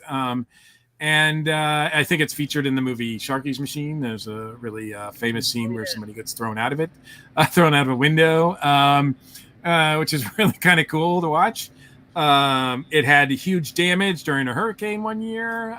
So It's got a history, but I like the West End. It's not a legacy, unfortunately. I wish to God that it was, because I'd love to secure a room and not worry about it. Yeah. I like staying there. I like staying there for three main reasons. One, I like staying there because it's close to the America's Mart. There used to be tunnels that connected it, but because of the construction or whatever that they're doing, the renovations, they don't really connect as well as they used to. But it used to, so I used to just be able to roll out of bed and go like set up my table. Like it used to be really convenient that way, since I have a table there in the Pop Artist Alley most years. So I like that. I also like the fact that it's quiet. Yes, I'm old. It makes me sound old, but I don't care. I like the fact that you must be there at different times, because I've been there plenty of times where it is super loud. Yeah. Downstairs, yes, but upstairs, no. Like, no, I must have just had loud neighbors then. Maybe because I've even found like the rooms are it was so quiet. I like it, and I think the elevators are decent. Like they're not a challenge. So I'm gonna disagree on that one. I've seen. Well, you're probably not in the elevator area when it's like peak zombie parade time, or like probably not party time. Heroes and Dragons ball time. Yeah, when it's party time, like when you have everyone coming over for the events that are not staying at the hotel, it's a nightmare. Especially because the Weston's another one of those hotels where not every elevator goes to every floor. So you have a lot of people are confused on which one to get on, and then you have people getting on the wrong elevator and then getting off. And the first year I stayed there, I walked out of the elevator right into the zombie parade, and was like, got just swept up in it. Was like, what the hell is going on? And then I had to like get the circular walkways, that go around the elevator bank. I had to like get swept into one of those just to wait for the rest of my party to be able to get down and wait for the parade to end and get out of the lobby. And but yeah, during party time, it's a madhouse at those elevators. I might be already in my room retired by then. So I must admit, because I have not personally experienced that difficult. Now, I know people like yourself who have. So I'm not saying it's a blanket statement that they're always awesome, but I just haven't experienced it. Well, I loved the West End the first 6 years I stayed there. It was the last two that it just became too much for me. But I'm that person who sleeps maybe 6 hours at con and then is out. I'm up at 7 a.m. I'm out of the room. I'm walking around. I'm doing stuff all day and all night. Yeah. So I need to be able to get there and back easily and not be frustrated. And I need to be able to get a fridge and not have them run out. That is unfortunate. They have these room temperature fridges, which don't do anybody any favors. No, they don't keep insulin at the proper temperature. No, they don't. And right. I know that for sure. So. Lots of people have started doing I need it for a medical necessity. And it's like, look, I really do. I have the doctor's paperwork. Yeah. And how do you only have 100 fridges for your whole hotel? Like, yeah, that doesn't make any sense to me either. And for some reason, they seem to have a big shortage on like doubles. Like for the last few years, I have to, get a single king bed. And so that's been, kind of awkward at times. For some reason, they also seem really big on no matter what type of room you book, when you show up to check in, you're not necessarily going to get the room you booked. Interesting. I have not run across that either. Yeah, we've had where we booked, 2 beds and then gotten there even on a Wednesday morning. Oh, I'm sorry, we're already out. You're going to have a king and a rollaway. It's not cool. And it's just like, that's not what I paid for. No, that's not cool. The switch up at the last minute is not cool. But also, like, how is that the case on a Wednesday morning? I'm here beating the crowd. You're out of fridges and you don't have the room I booked. Come on. Yeah. I also would say that through ordering room service, I had one of the best burgers I've ever had at the con, like there. So, it looks like, according to a comment here, there's a second volunteer village there now. It's like a con suite just for volunteers, which is nice. Nice. We haven't even mentioned the tracks that are there. The Apocalypse Rising track is there. The horror track, I think, is there. And I'm not sure if the track is based there, but I know the video game track has some events there. Yeah. It's the hotel that's closest to the gaming area. Mm-hmm. And the vending hall, of course, as we talked about. Yeah, Werewolf is big there. Yeah, Werewolf is like, doesn't that take up like a whole floor? It does. It's crazy. They'll play from the early in the morning till late at night. There's some great dance parties there at night, like the 8-bit bash. Mm-hmm. Yeah. 8-bit and Heroes and Dragons are two of my favorites. And they had there. You mean Heroes and Villains? Yeah, sorry, Heroes and Villains. I was like, there's a dragons party? No, but I think it's. Will someone please start that? Well, yeah, I think last year, they had didn't they have a debut a goth party last year? I believe that Yes. I heard was really really good. I think DJ Spider was one of the DJs at it actually, and they have Could be because I know that there's some pretty big parties. Which is the hotel that has, where do you find the Spectrum party? That's at the Hyatt. That's at the Hyatt? Okay. Yeah. Yeah. Definitely wanted to make mention of that. And the late night puppet slam is at the Westin. Oh, that's right. Yeah, that's cool. In a nice big room. Any other things about the Westin? Bar is okay. Lobby bar is okay. There's plenty of seating though. It's comfortable seating. Lots of lounge spaces down on the fifth floor. I think it's the fifth floor. I've only been on the rotating upper restaurant place once, and that was a long time ago. I've only had cocktails up there, so I can't speak to the food. I know it's rotating again. It was not for a few years. Right. I've never been there. It's neat. It's a good view. Well, yeah. I mean, it's like one of the biggest views. Yeah, I will say, generally speaking, when I've stayed there, the views have been pretty amazing. Especially if you get the on the side near the arena, the stadium, the Olympic Central. What is it? Centennial Park. Is that the view of the Ferris wheel? Yes. Yeah. Every time when I would get that view a lot, and it would always make me feel like I was in Cardiff and part of Doctor Who when I would open up the curtains and see the gigantic Ferris wheel. Yeah, it's pretty awesome that the views that I've seen there. So every time I stay there and I send pictures to Michelle, she's always like, "Ooh," and sometimes like the other hotels, like the views are not that great. In some places, in some of those, back alleys or whatever. So that's cool. Anything else about the Westin?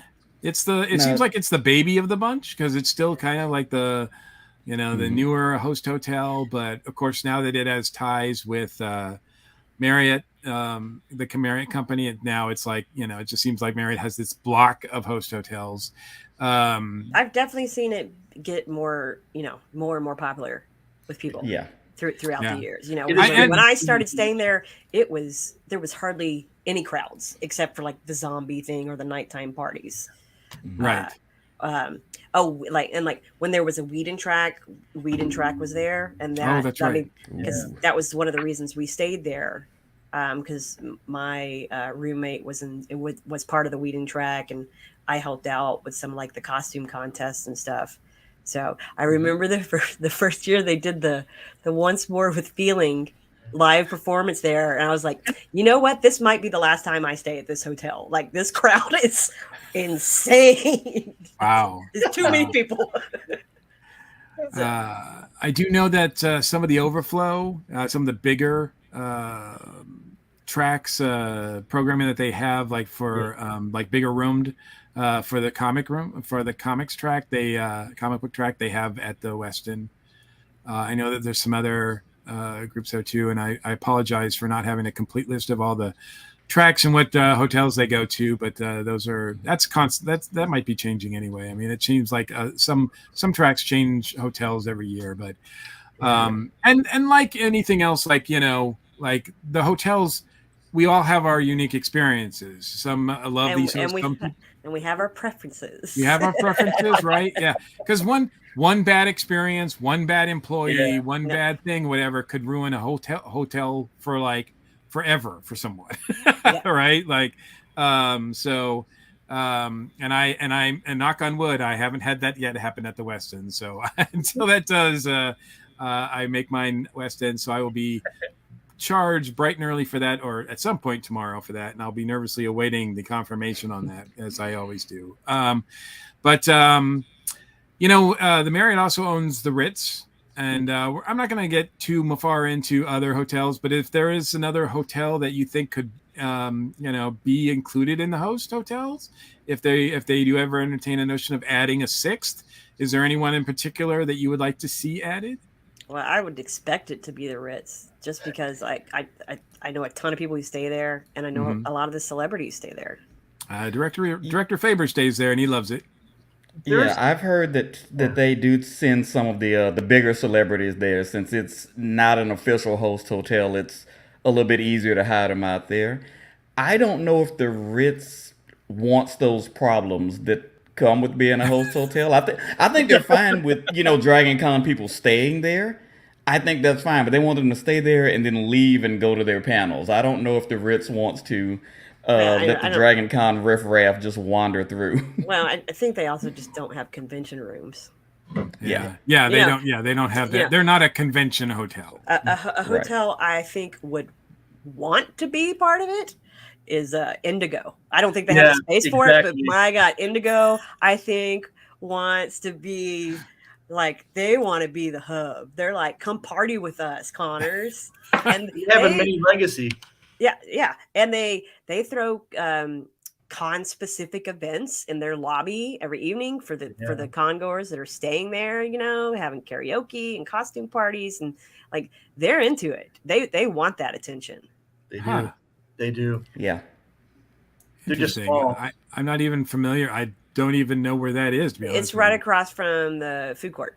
So Weston, you cross the street, and it's got the big silver art figure piece in front of it. Mm-hmm. I think I know what you're talking about now. And a big, gorgeous is that the stairs? Crystal light fixture. Oh yeah.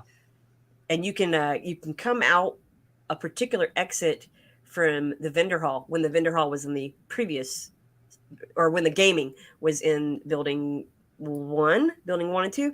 There was a door you could come out, and you would exit through the lobby of the Indigo. They're also constantly building and constructing new hotels, even downtown. The parking lot area between the Marriott and the Sheraton is slated to be a new hotel. So who knows? That's obviously going to be right there in the thick of things. Is that where all the RVs park? I believe so. Well, I guess they're just going to build it tall then, because that's not a very big spot. Oh, there we go. It's supposed to be over 40 stories tall. Wow. Yeah. Wow. There you go. So who knows? But right now, it seems like because they do all fill up. I mean, all these host hotels fill up. There's overflow hotels all over the place, sometimes miles and miles and miles around. Russ, any sort of final thoughts about the host hotel situation at Dragon Con? Because it is one of the things that makes Dragon Con unique, right? Because the whole con takes place in these hotels, and I can't think of another convention that does anything close to this. It's unique. It's a special event for sure. Over the coming months, as in the lead up to Dragon Con, room blocks will generally open up in some of the hotels. The Westin historically has dropped blocks in the 3 or 4 months before con. Last year, the Marriott dropped over 100 rooms like the week before con. Whew. So yeah, don't never give up, never surrender. Exactly. Yeah. You can't count on it, but man, it's been known to happen, right? I would say if everything falls through and you still want to host hotel, wait till about a week before con. I mean, in the build up before that, you'll see all over social media rooms opening up. Mm-hmm. But the host hotels themselves will still have a set of rooms that they will release shortly before con. So if you really want a room, the last 48 hours is a good shot. Less 48, 72 hours. And those will still be at the con rate? Yeah. Okay. Well, I mean, you'll have total. Yeah, I mean, you'll have, of course, you're going to have like the Hilton who'll be like, hey, we opened up a block of rooms, but they're full price. So just, if you see something open up, make sure it says con rate. And the prices will fluctuate. Like the Hilton will open up a block of rooms right now that will be $100, $150 over con rate, but just wait. It changes. Gotcha. We got a comment here. This is Priceline sometimes offers host hotel rooms as close as to a month out from Dragon Con as well. So that's another resource. Yeah, my first I will say one thing I'm going to keep my eye on, and this could, affect my future stays at the Westin, is that when I made the reservation in October, the rate was one thing. When I went to confirm it, it had increased. And today I made a change to my credit card on the room, and I got even more increased rate. So it has changed now twice. So who knows what I'm going to be charged tomorrow? But and people wonder why we don't like hotel chains. There's just it is. It in some ways I feel like it's downright criminal, some of their behavior. But what do you do? They should let you. To me, it's if you book the room, no matter which hotel it is. If you have the funds and you want to pay for the full price up front, they should let you do it. That's a good point. So, lock it in. Yeah, that would be great. But of course, they don't benefit from that. So only book for the 4 days, like the Thursday through Monday when you book at Dragon Con rate. Just book it the 4 days because in the lead up to con, the prices drop dramatically. The Marriott dropped to just over $100. I think under 120 for double quad for Wednesday to Thursday, and then Monday and Tuesday was comparably cheap. You'll save hundreds of dollars doing it that way. Don't do that at the Sheraton though. they sell out. They sell out those other non-core days. Gotcha. Whew. That is ridiculous. $729. $729 in Hilton is right now. Is that a night? Yep. It'll drop. It'll drop. Don't worry. Yeah. Don't pay that. I mean, unless you have a lot of there are disposable people income. who pay that though. We see them post about it every year. I know. But man, it must be nice to have that kind of money. Anyway, we really gotta wrap it up and everything because but it's been great to talk about all this hotels information. I've learned some things. I was today old when I learned some things, so that's cool. So yeah, we're gonna close out the show now. We're drawing a close to the episode of this episode of 2023 Dragon Con Report. Thanks, Russ, for joining us. It's been amazing having you as a resource here to talk about the hotels, and I love the work you guys are doing in that group. And we appreciated the cats. Yeah. Absolutely. Yeah, they're always here. So tell us, where can people find out about the group? Dragon Con Connection is the name of the Facebook group, and it's all over. It's just a simple search. I can post a link in the comments if you like. Absolutely. Well, we'll post a link in our show notes because obviously I'm there. So hopefully you'll see an increase of some people in there. We appreciate you guys so much. And I also want to give a thanks to Sarah and Gary for joining us earlier on the show to talk about their new track that they're trying to give birth to. So they're going to be the proud parents of a new baby track, I hope. Maybe not this year, but next year. That'll be great. Yes, the DC Theater and Performing Arts Lovers. Check out their group as well. We'll have links to that in our show notes. And, of course, a big shout-out to our station crew. Channing, thanks again for joining us, man. Always a pleasure to be here. Where can people find out about what's going on with you? You can follow me on Instagram and Twitter at Channing Sherman. But if you have a minute, check out the 28 Days of Black Cosplay hashtag. You're going to see some great cosplayers of color who all month long have just been showing up and showing out. And definitely go there and just find somebody and show them some love. Yeah, I'm glad to see you survived Mardi Gras as opposed to Nerdy Gras, which we are celebrating here. But yes, survived Mardi Gras. I have to ask real quick: was it like comparable, the experience? Well, see, my hometown, our Mardi Gras is pretty tame and friendly. It's not like you see going on in New Orleans, but yeah, there was one day I wish I had taken the next day off work. But yeah. The cosplays at Mardi Gras are nowhere near as good as the ones at Dragon Con, though. I can say that 100%. Very cool, very cool. Jen, thanks again for joining us. Always a pleasure. And of course, talk about the give a shout out to the parties group. Yes, I run the Dragon Con parties, meetups, and more groups. Sorry, the dogs are banging on the door. Run, Jen, run! Yeah, some of my my co-group runners have been in the comments throughout the show. Dave Drinks Guinness and Brandon Moore. But we basically help you navigate the app for official parties, concerts, meetups, stuff like that. And as well, when people are having unofficial meetups and they feel like making it public, we do that as well. We're a pretty welcoming group, pretty large group at this point. So if you just need some help navigating the app, it's a good place to check out. And you can also find me on The Blurred Nerds. Absolutely. And of course, thank you, Director Faber, working behind the scenes, working all your magic. We appreciate you, man. And also, I got to give a special thank you and shout out to Darren, of course. His spirit is here.